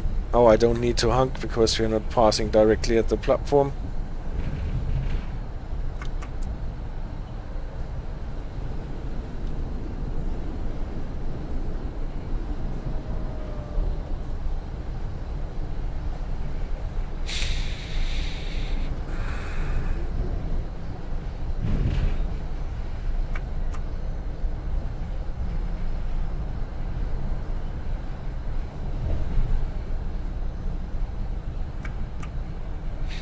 But this would make it easier, I think,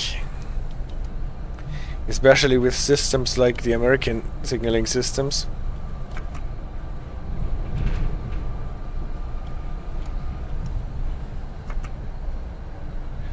Where it is sometimes too easy to misread a yellow for a red or the other way around. Line speed increases to 70 after this bend.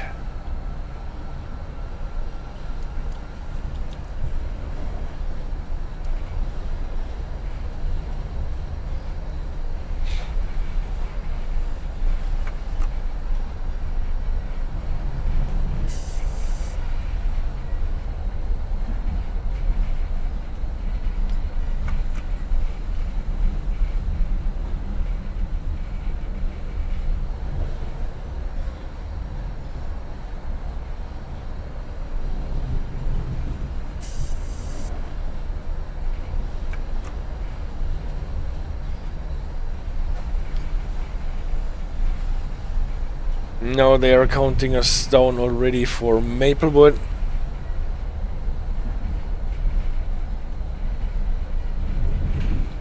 We're running on full greens though.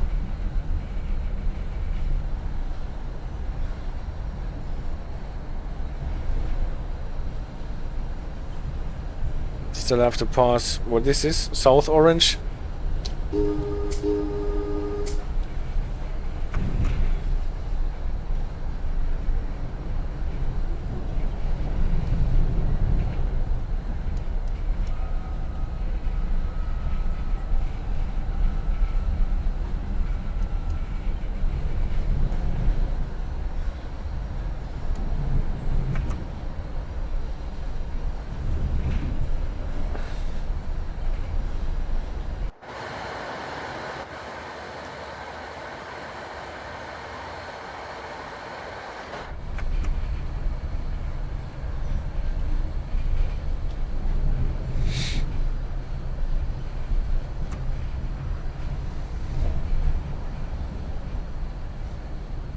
There was a phase gap.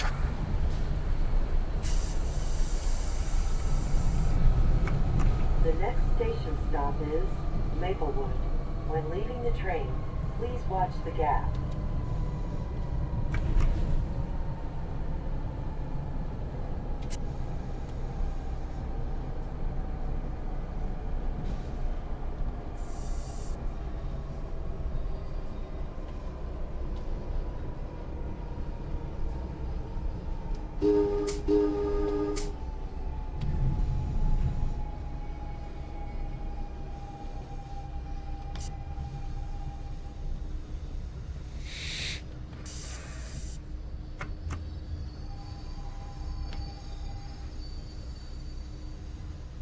The stations here on this line are actually really nice.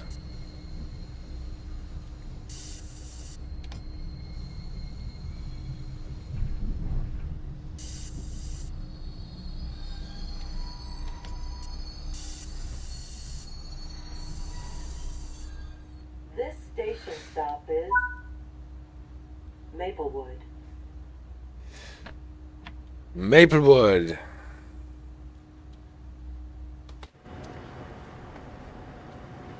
Free camera is caught in the roof, unfortunately.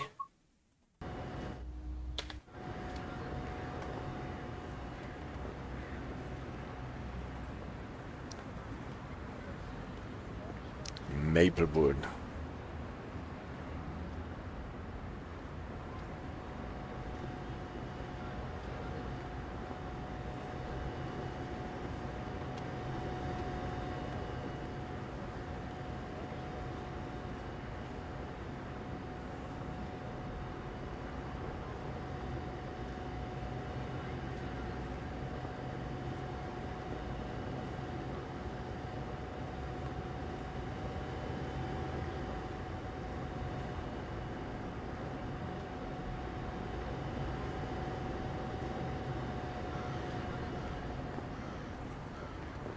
Ah, this is the corner where the passengers pass through like ghosts.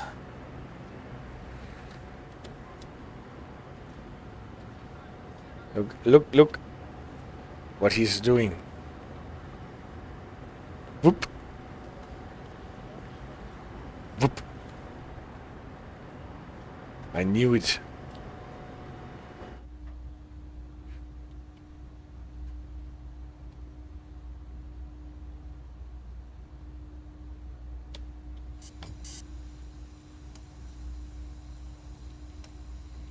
Magic wood.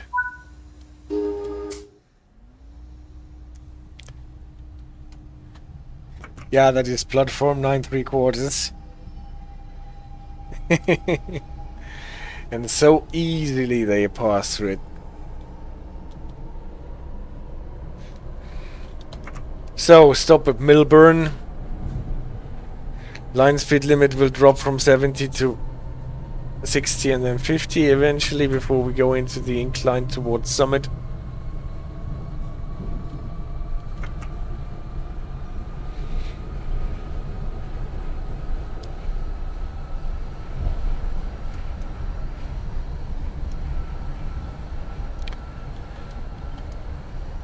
Listen how the ASES system warns you with a boop, a slightly deeper sound when it starts the countdown.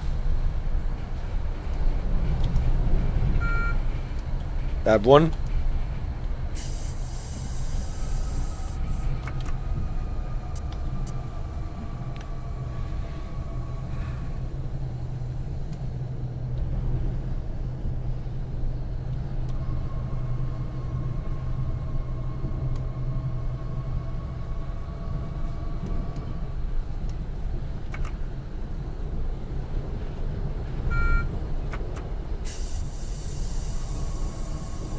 The next station stop is Millburn. When leaving the train, please watch the gap. And with 50% of the brakes you can typically stay underneath the braking curve that is applied by the ASES system.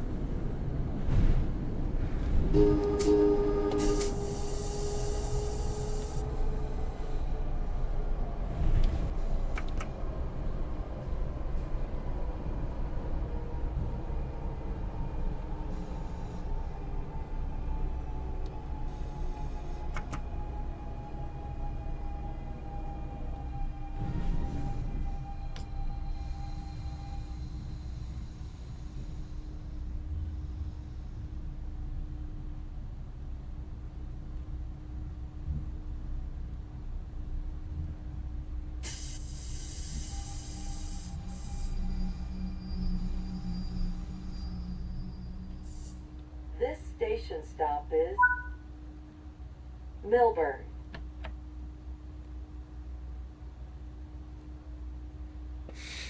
Somehow I always expect her to say, this station stop is simply perfect.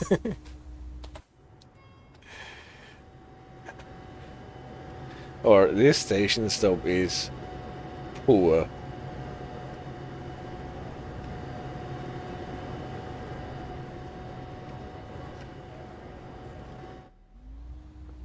Where is my closed doors button? A passenger door has been stuck. So, since we now know that we open the end doors only, we can check the end doors with the external camera if you don't want to walk around the whole train. And it is the one at the end of the train. Door has been unstuck. And we can go on.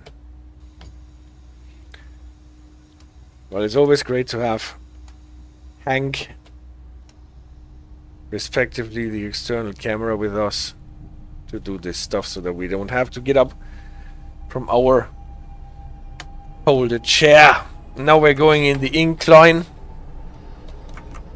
As long as the announcement does not say you caused great confusion and delay, everything is fine. The Spectre, of course, it is the last door, yeah. So, and approaching, yeah, Short Hills not yet. Short Hills, the stop is still normal, and then after Short Hills to Summit, we will see the signal sequence or progression from advanced approach to approach slow clear before we get into Summit.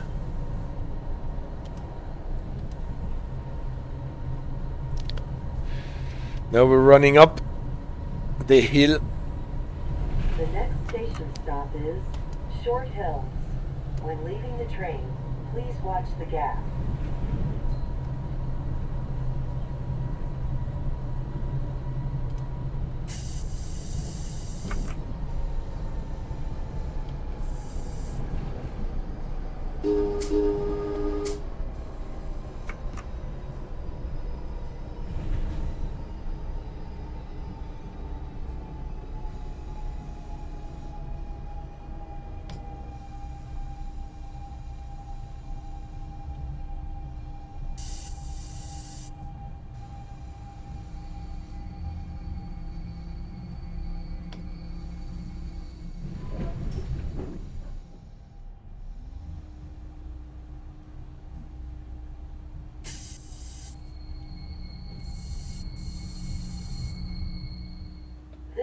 station stop is Short Hills.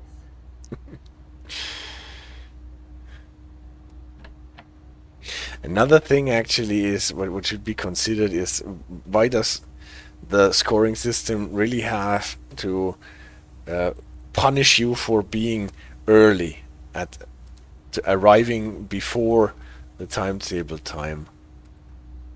Don't think this is absolutely necessary. Actually, the mist has cleared. Isn't that nice? We have a great evening scenery back again here at Short Hills.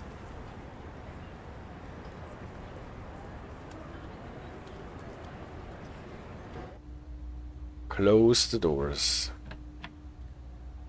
And back to the front. Please do not eat the train, says City Raider. Yours. Hey, Mr. Tigerways. Great to see you. Hope you're well, my friend. Hope you are well, my friend, as well. Yes, I'm actually having a very nice day today. And I'm enjoying the long stream, and I'm talking about US signaling, what I always enjoy a lot. Oh, why is that switch? Should be off. When we're starting here, otherwise the train might try to apply some power.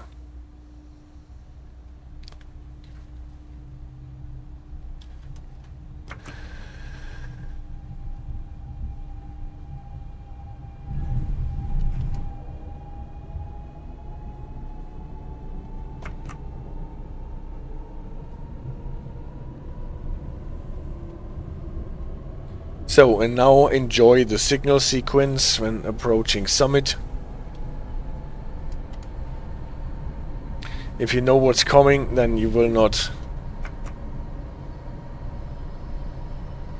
be confused and stressed, because you will have a lot of beeping on your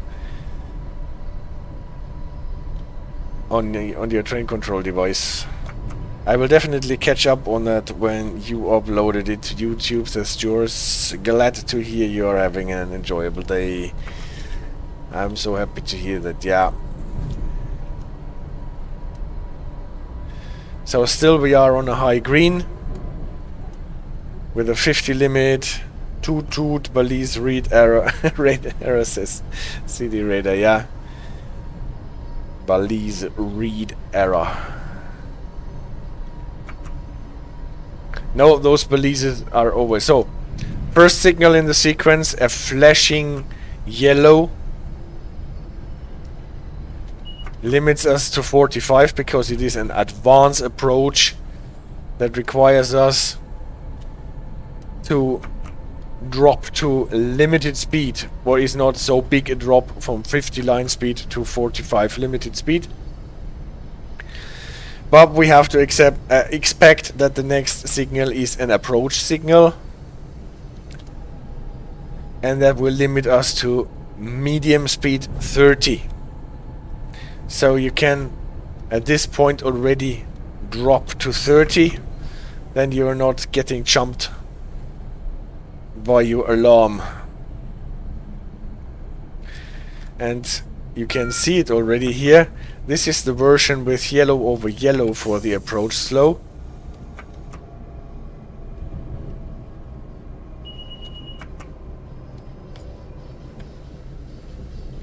You don't necessarily need to be at 30 when passing the signal, but you have to start reducing your speed to 30, and this is why your cab signaling system allows you that.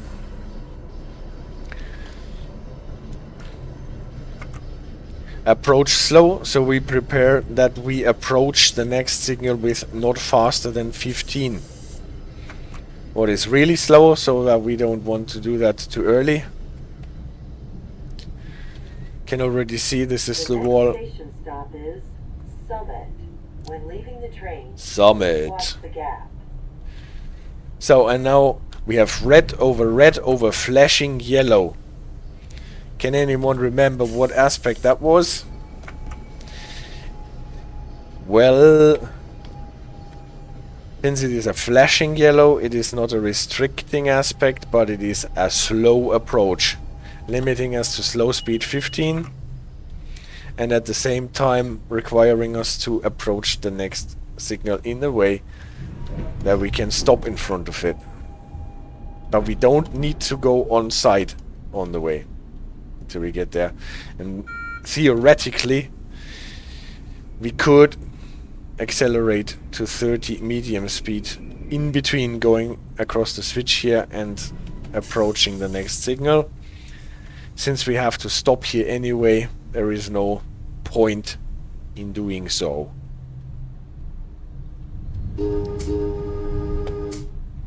Summit Station, nice place, at least in the game. Don't know if it is as nice in real life as well.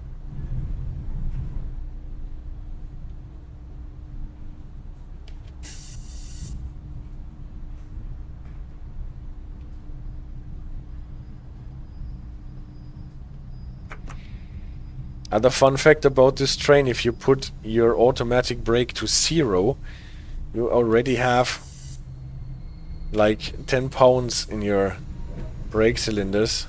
So that works a bit like a initial application.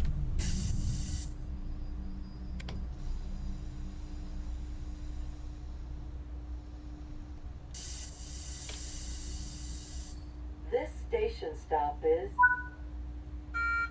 Summit. And open and early already. Now the signal already cleared.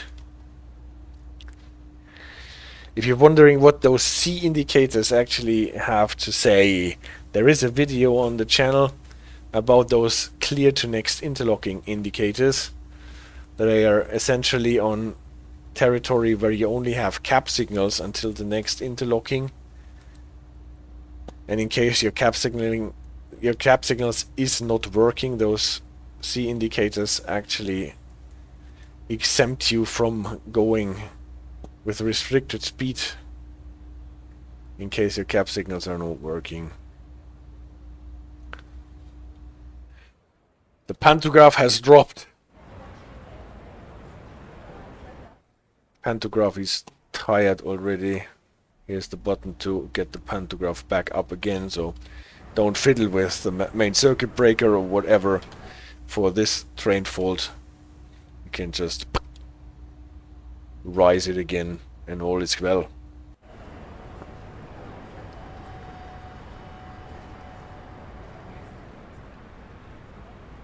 Summit with all the station in a trench. Did we already close our doors?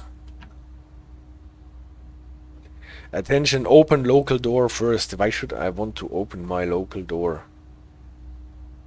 Not really.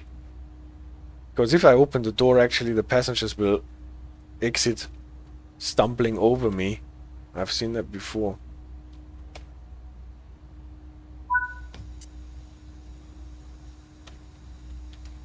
And I can't have this. If I have to sit on a folding chair, then the passengers should not stumble across my lap when getting off the train. Chatham.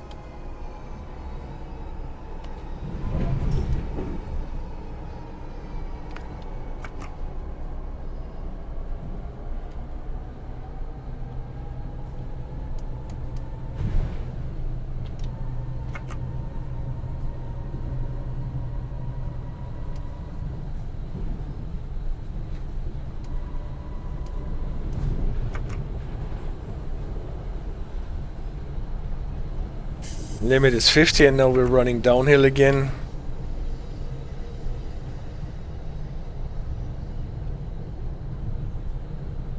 And I'm afraid it's not getting much faster until we get to Chatham.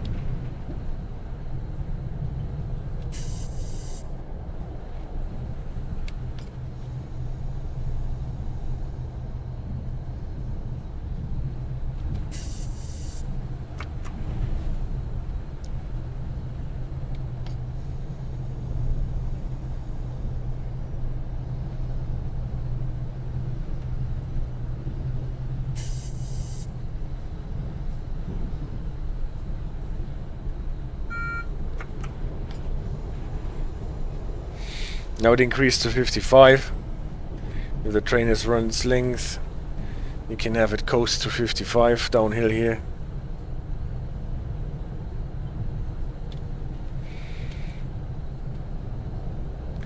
Because it is still a bit until we have to stop at Chatham.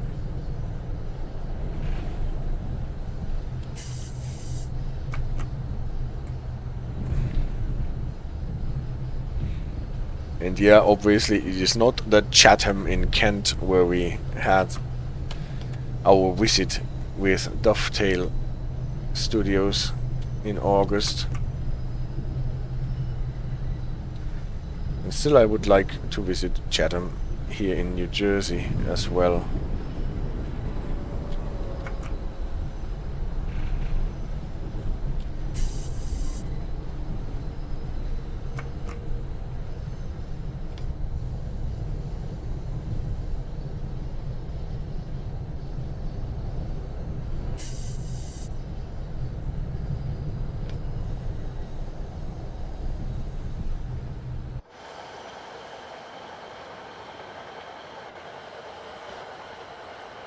So now we're definitely out of the urban part of this route.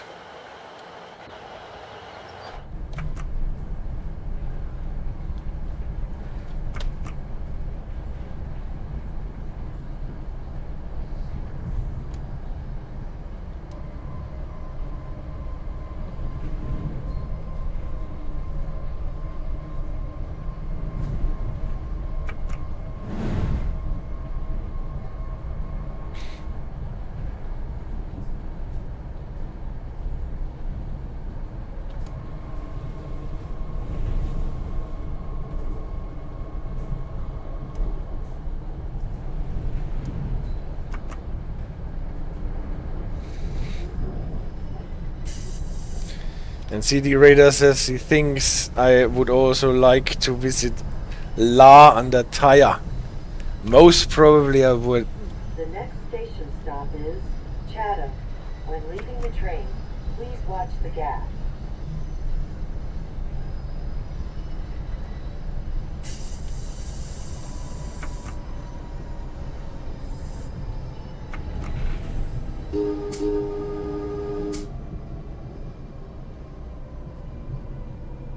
So in Chatham we're coming in with quite some momentum.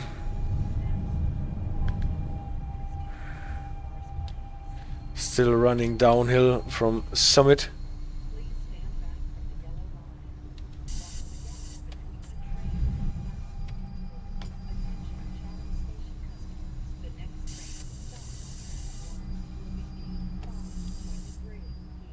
This station stop is Chatham. Madison, Convent, Morristown, Morris Plains, Mount Tabor, Denver, and Dover. Please stand back from the yellow line. Watch the gap between the train and the platform when boarding.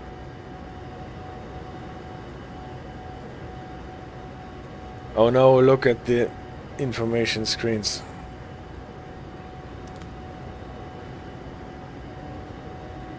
The Dove.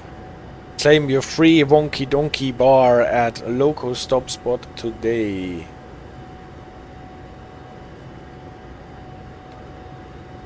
A pristine 100-year-old orange found in the city of Covina. I think we have to close the doors.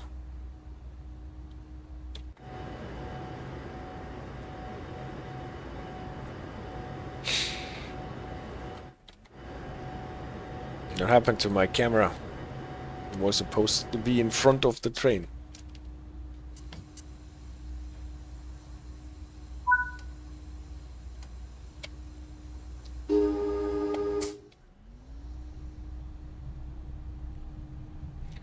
Madison.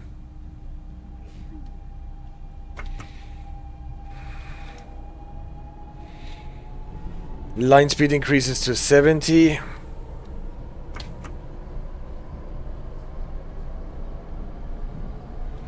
And for Madison probably will drop to 50 again. Or something weird of that kind, because then we will have to navigate the hill at Convent.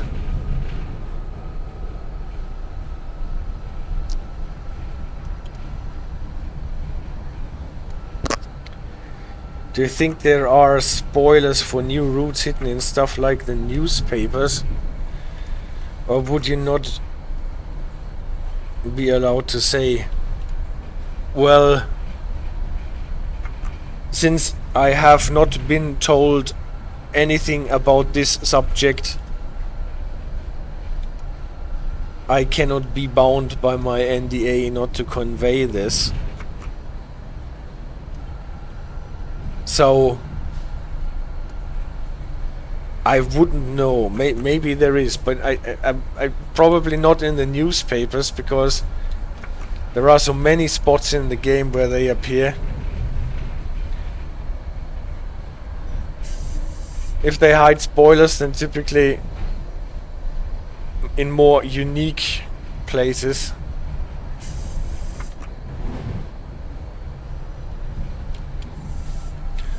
Like this one place on the Dresden-Leipzig route. Madison. When leaving the train, As you can see in many videos of my ambassadors' colleagues.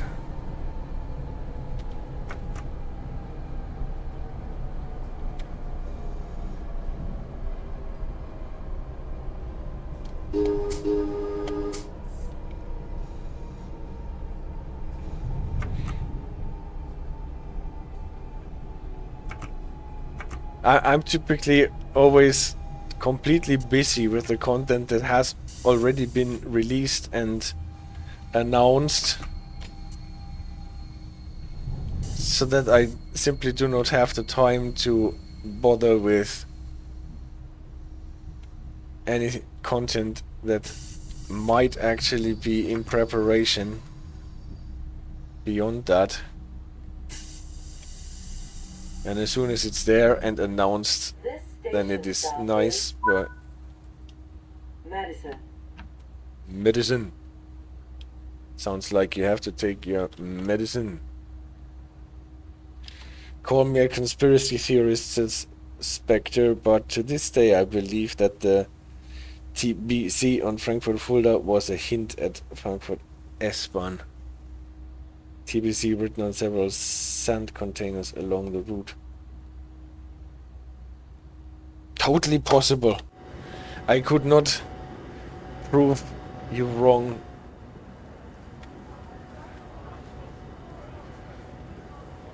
But there I am probably the last person to realize something like this.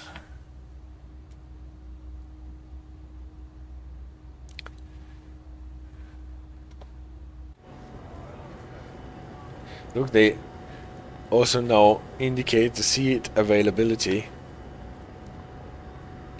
But I doubt that this actually works, because I've never seen anything else but a high green on the seat availability. CD radar redeemed external cameras free. You can have that now that I fixed it. I want to hear the engine, he says.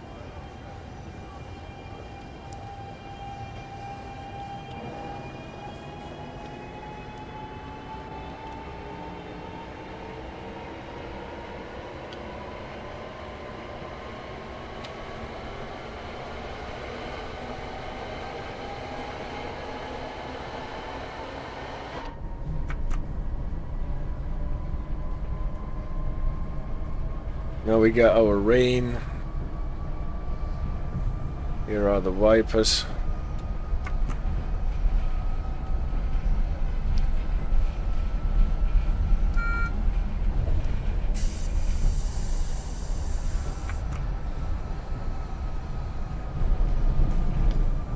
It's a nice sound, right?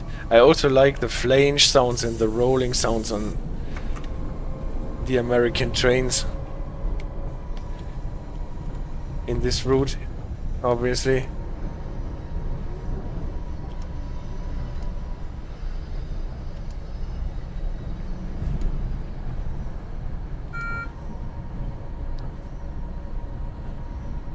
What is especially nice if you're running the cab car.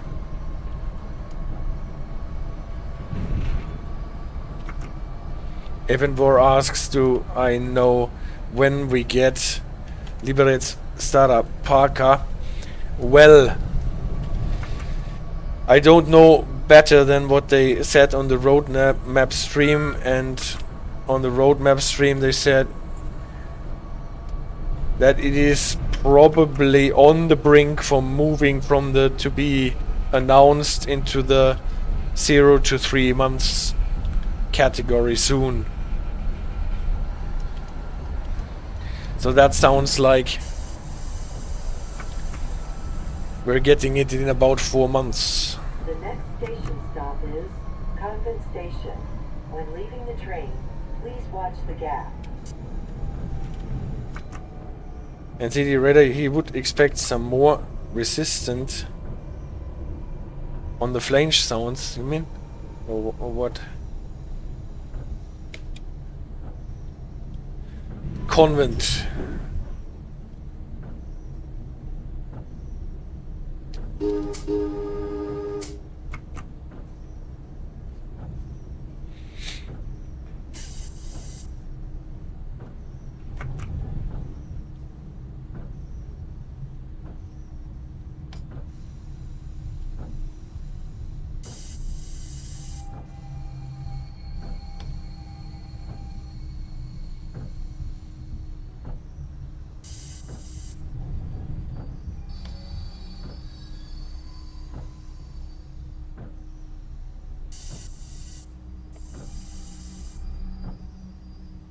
This station stop is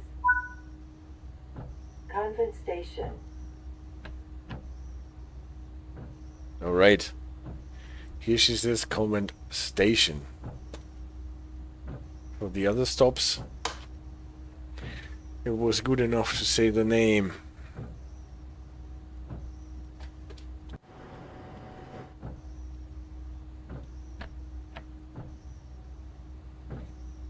Maybe we need a bit more wipers.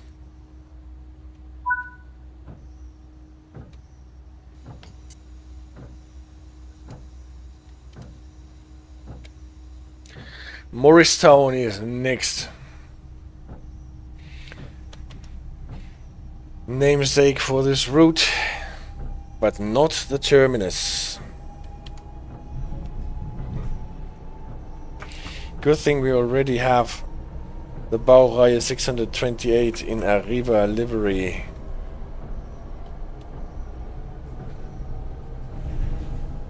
Yeah. So that you can run it on the Star Parker route. Stara Parker.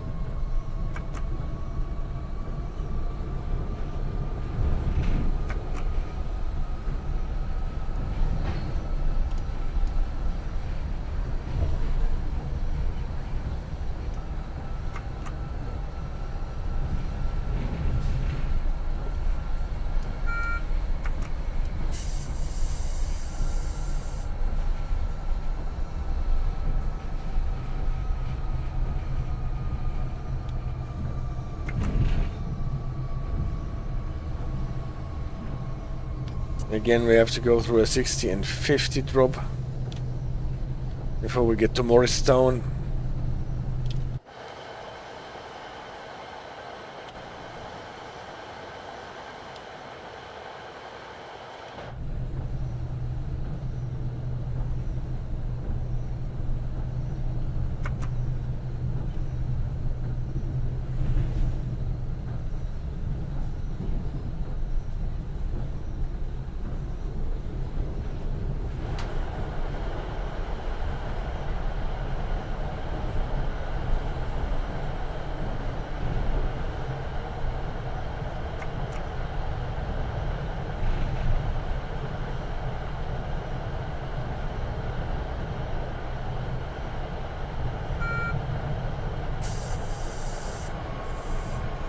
The next station stop is Morristown. When leaving the train, please watch the gap.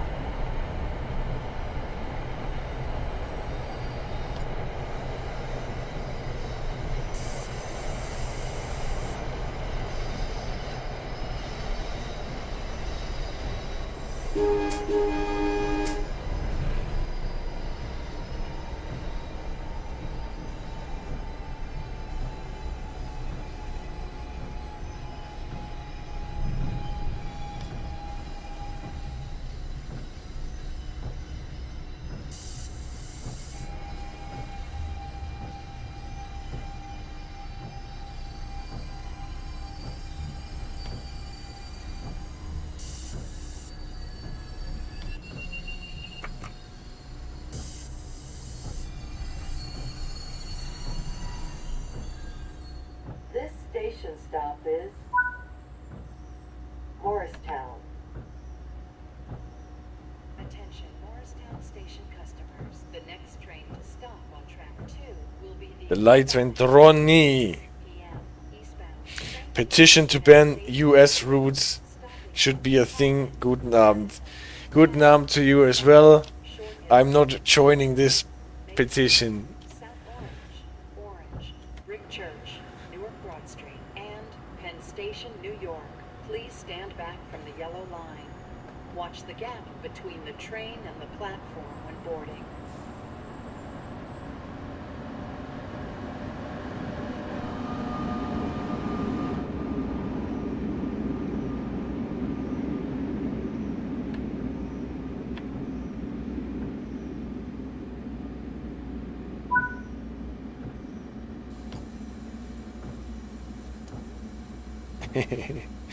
The radar says petitions for ICE trains to run on time.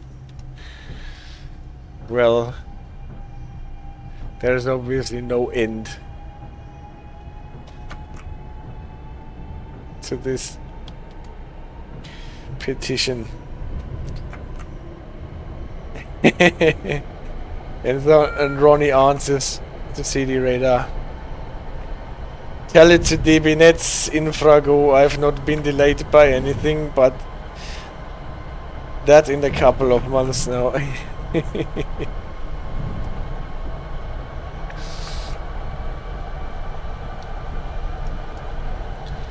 That was actually the secret reason for separating the infrastructure manager from the train operating companies,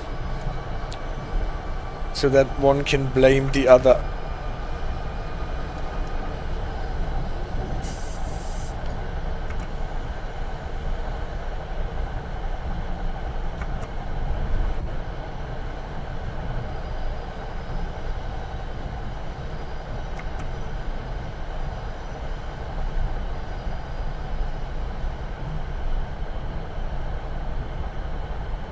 Of course, I just wonder if there will ever the Tadami line be released. Yeah, I hope so. But if it is, and there is a presentation about the safety systems and signals, I'll be there. And oops, train fault. And if I have to sign a petition to get that, you will get a presentation about both signaling and the safety systems, and you don't have to sign anything for it.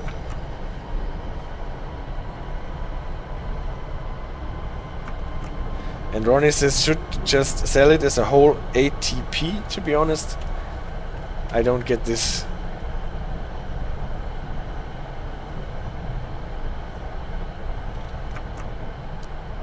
Yeah, that's a dummy line. I'm really looking forward, and I'm looking forward, like everybody else, for quite some time,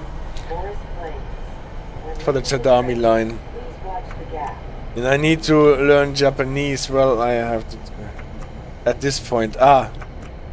Should just sell it as a whole at this point, to be honest.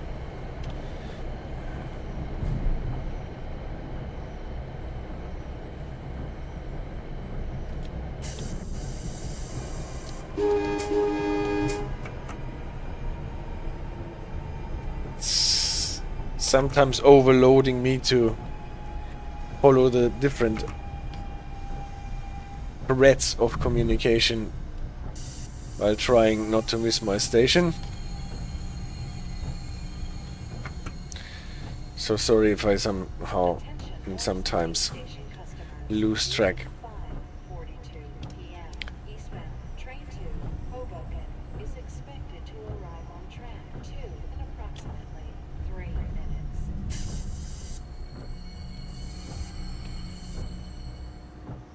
station stop is Morris Plains. Morris Plain. At least they can finally operate trains again starting Tuesday evenings, says Ronnie. Been out sick for 2 weeks now and I'm starting to miss it. Oh, yeah, I understand. I'm happy to hear that you're well again.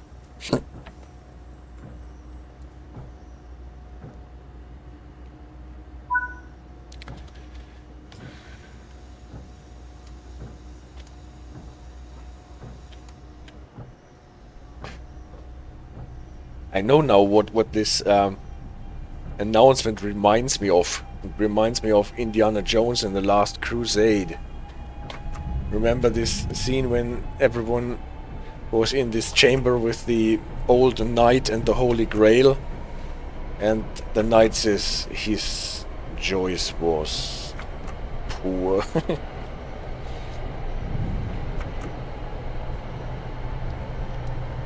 Or something like this.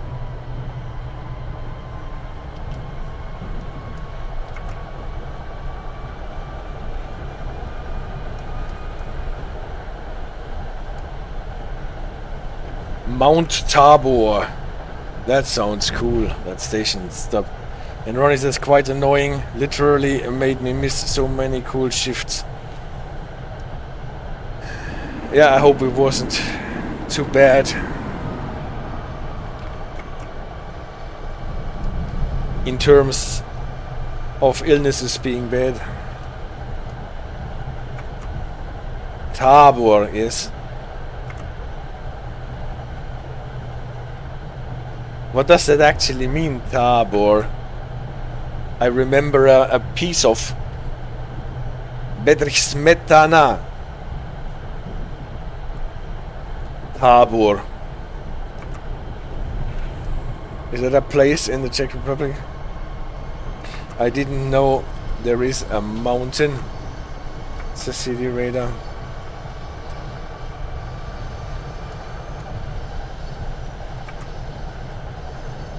And Ronnie says, I blame Oktoberfest, man. Oh, yeah. Oktoberfest sickness. I wasn't even there, but you can't really escape. It's since nearly the whole city falls sick. So the Oktoberfest bug made its way to you.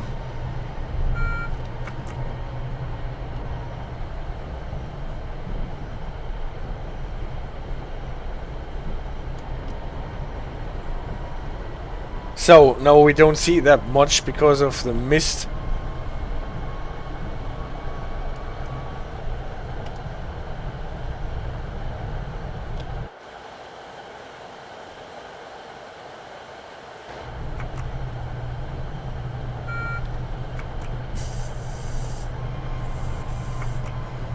And the speed limit rises and falls, I think, now to 40.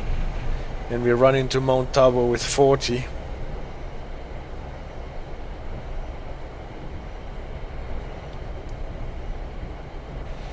Those are the situations where you actually see more if you switch off your headlights.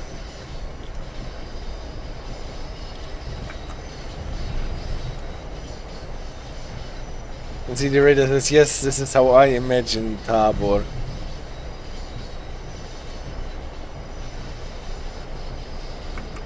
Cajon Pass wipes coming up, yes. I hope there will not be a red light lurking around the corner.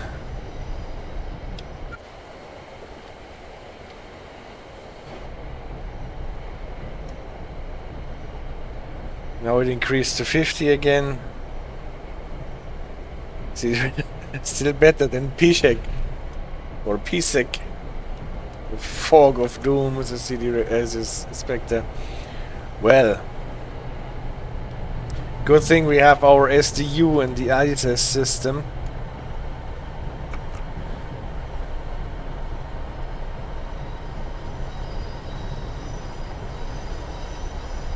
We're more or less driving on Führerraumanzeigen now.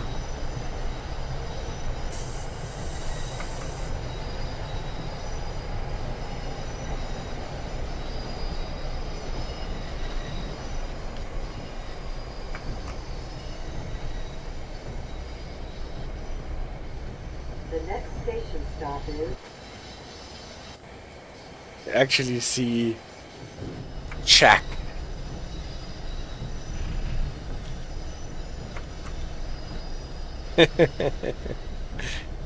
This is one of the rare situations where trains in world would run nicely on a C-46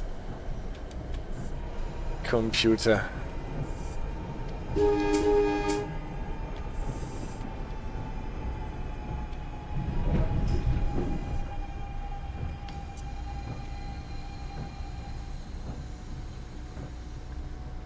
We could see that there was a speed limit of 30 announced.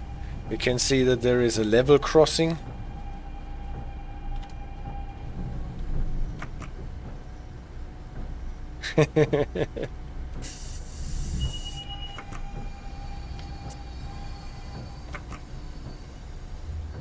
So let's get the train to a stop. At least we can see the umbrellas that people are wielding. this station stop is Mount Tabor. Tabor. Oh, yes, the open button. Mount Tabor. And Ronnie says this is the most fun at 300 kilometers. Not gonna lie, yeah. But you at any rate have real Führerraumanzeigen or Führungsgrößen, I should say.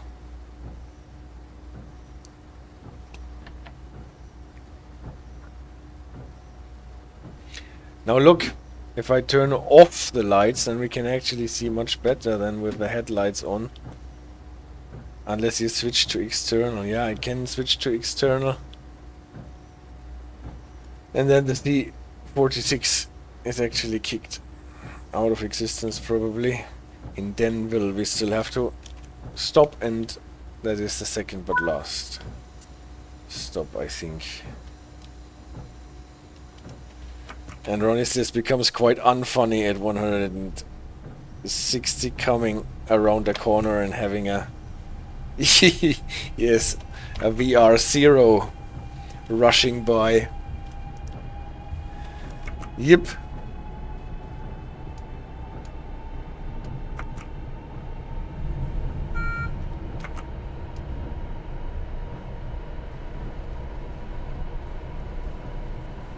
I can imagine.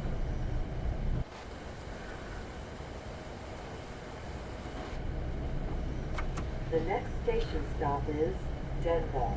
When leaving the train, please watch the gap.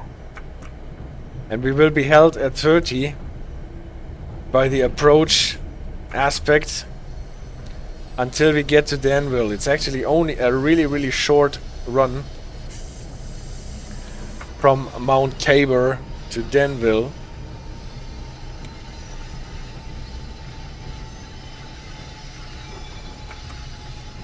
And Tabor stays a mystery because we could not watch it.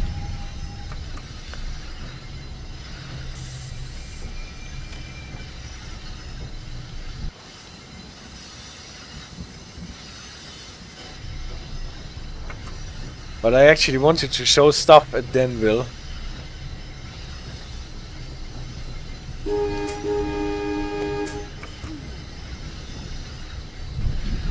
Hold on to your umbrellas, peeps.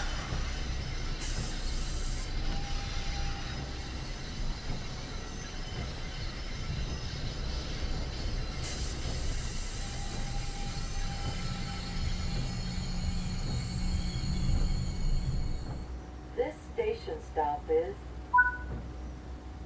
Denville. It's always like she's a bit disappointed, right? Like she expected something more flashy.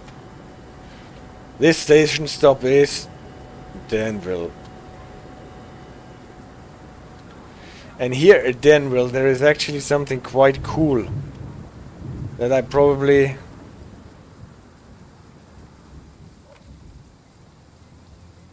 have to show you only if I find it somewhere. No, there was one. Where is it now?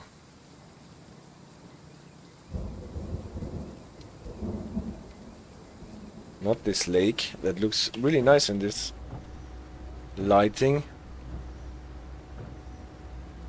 Close my doors. Let's see in photo mode. Maybe we make the thing vanish anyway. So how can there be rain in photo mode, by the way?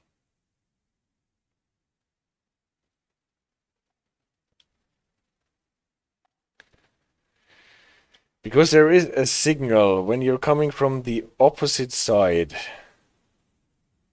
My train is sun too, yeah, because it is so bright. I think it was the signal that was at restricting. With photo mode it is obviously, it takes forever because we cannot accelerate the camera by pressing the shift key as we can do with the external cameras. See if we can get there anyway. Because there is quite an interesting signal. I hope this is that one that I'm approaching now. So for everybody, here, that one, who thinks American signaling is sometimes a bit weird. At the moment, this is showing a restricting aspect. If you watch Brendan's video, then this is the signal that can, at best, show an approach aspect. So it can upgrade from restricting to approach and show you a single yellow lamp on top. But on the left, what you can see on the left, actually, is this C indicator, clear to next interlocking. If you're not familiar with this concept, we have a video about it. So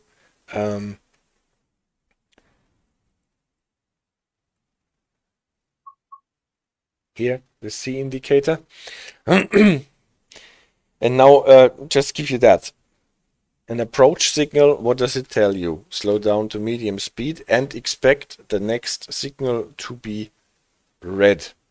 So the next control point, the next signal that you can get is a red one. While the C indicator tells you clear to next interlocking. All the signals until you get to the next interlockings are clear. What is paradox if you look at it, right? But still it works like this. This is one of the rare occasions where you can have a C indicator together with a yellow approach signal.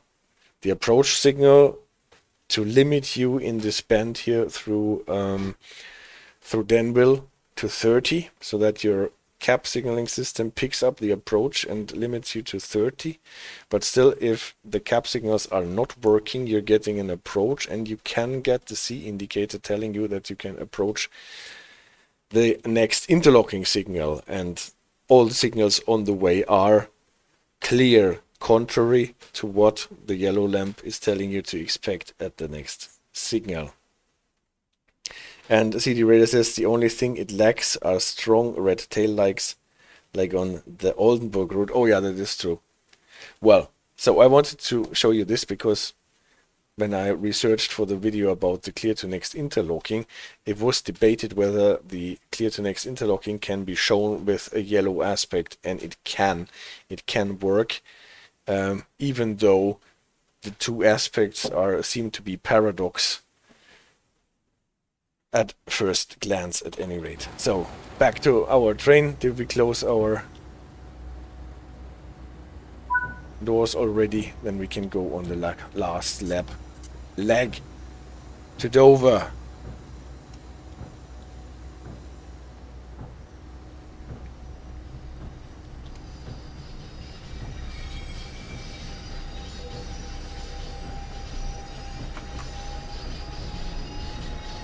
Started at limited clear.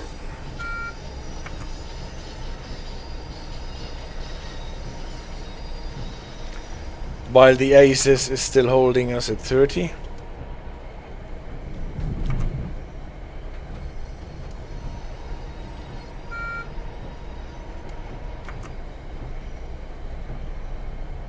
Now we are out of the 30 limit.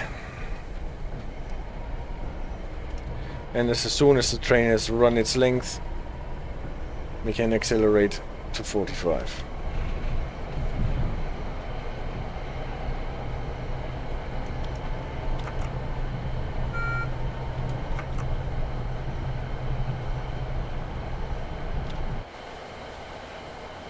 Radar man, how did hour-and-a-half stream become 2 to 3 hours long just like this? Well, it happens if you run long services.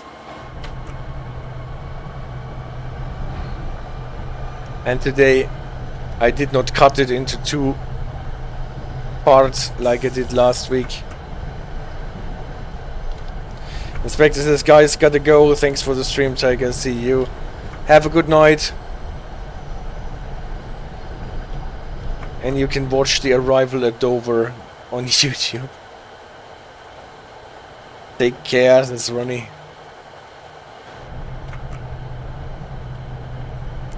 So we will probably get signals.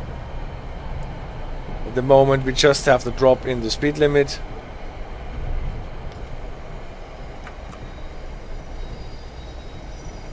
It is a fact that with the new services, with the new routes, services are longer. Yeah, that is so.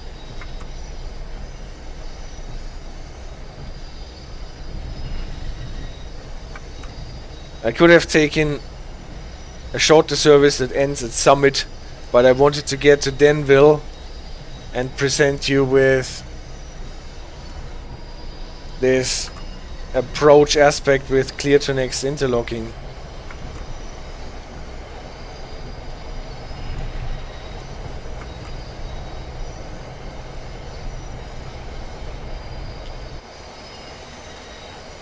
It sounds as if some brakes are not releasing properly. I don't know. Maybe it was just flange.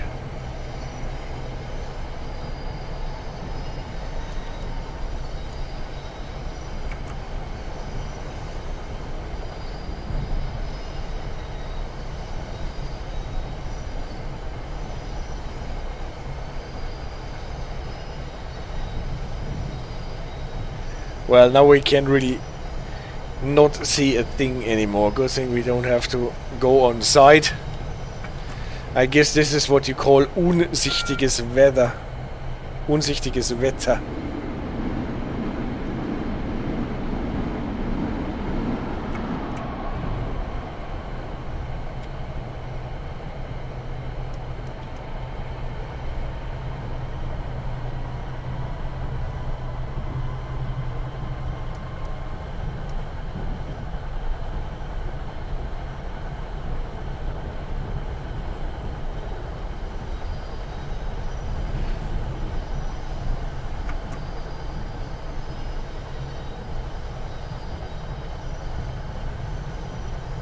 But our signals are still green.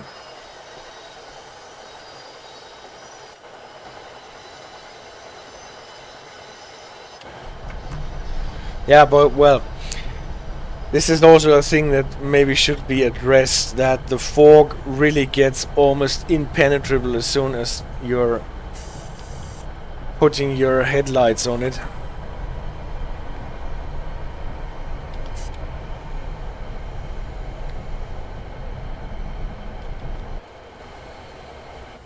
From the tail end of the train it actually looks quite cozy. And here on site, you can't go on site. This would probably be a situation where going limited clear limits us to 45.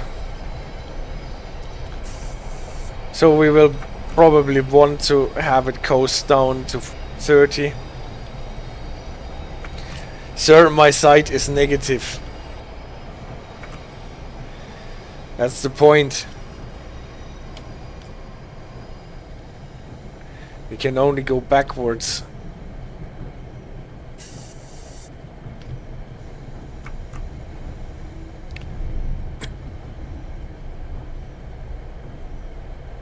Approach.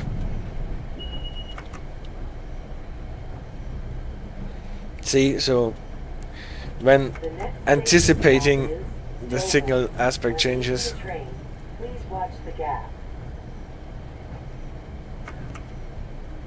it is less stressing and stressful.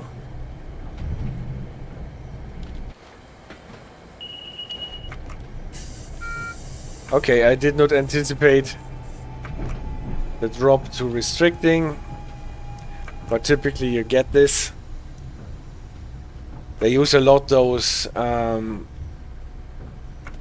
acoustic overlays on the track as track circuits. Can also learn about this in Brandon Cactus Juice's brilliant video.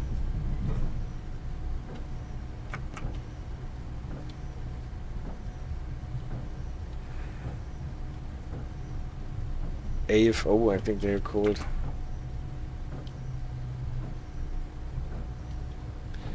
Yes, and CD Radar is waiting for the ferry to France now that we arrived at Dover. So in case anyone did not see the train because of the rain and the fog,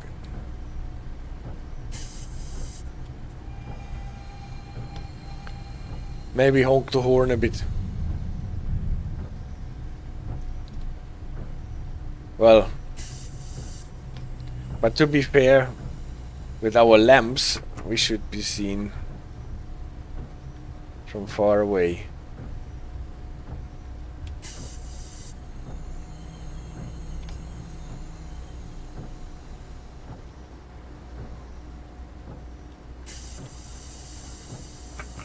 This station stop is Dover.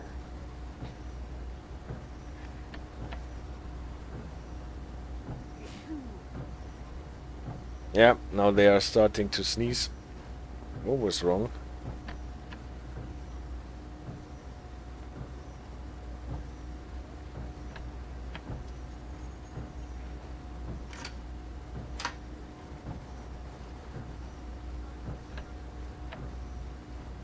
Now for some reason it is not enough to push the button. Are they on the wrong side? Oh, they are on the other side of the train. Well, that's the problem. I thought this is actually the border of the platform, but it seems it's not. Attention, Dover Station customers. V6. No. Westbound, train 2. Wrong! I have to use this thing on the other side. To arrive on track 1 in approximately 3 minutes. That is the correct one. It is the wrong side. I actually thought this line is the platform, but it is not the platform, it is something else. It is the pavement.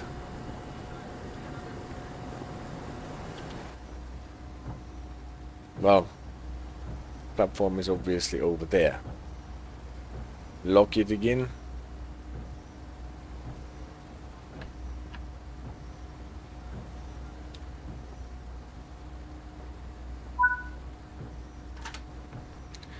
And now we have to leave the station. We've got a restricting here. That means we can start.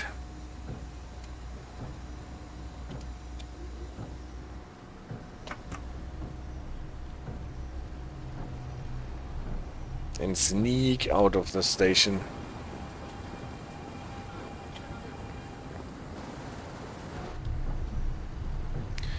And now we actually have to go on site, yeah, you know what that means.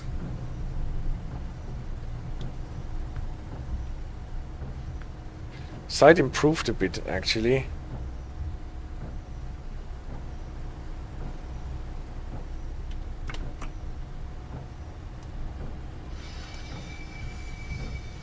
And that was that.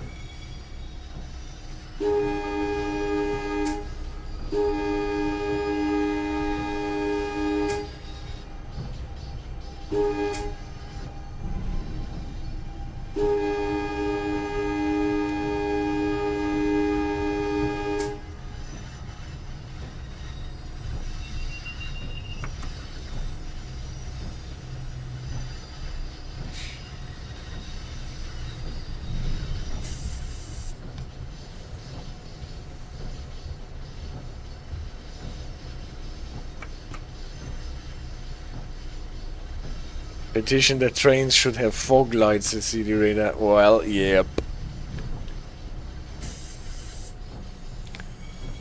That is at any rate quite bothersome. And here we are. I think this is where this adventure ends. I actually managed to not get a speeding penalty, even though we did not see a lot in the end. So great. Thanks guys for staying with me through this long stream about the New Jersey Transit NORAC signaling. I hope you enjoyed it a bit in the end. It was really difficult with the weather before that. I really enjoyed driving it in the evening sun. By the way, fog lights are so underrated that they don't even install them on new cars. Yeah, I remember that. I remember having a car with fog lights. But I also remember that they did not really work a lot in fog, or did not improve situations a lot in foggy situations. Guys, thank you so much. I will end it here. And yeah, enjoy Trains in World 6 and this route and car traffic collapse because nobody can go on here. Let's see more of the Morristown line when we talk about the cab signaling and the automatic train control and the ASES system in a different video. Probably not next week, but soon. Have the greatest of times. See you around. Bye bye.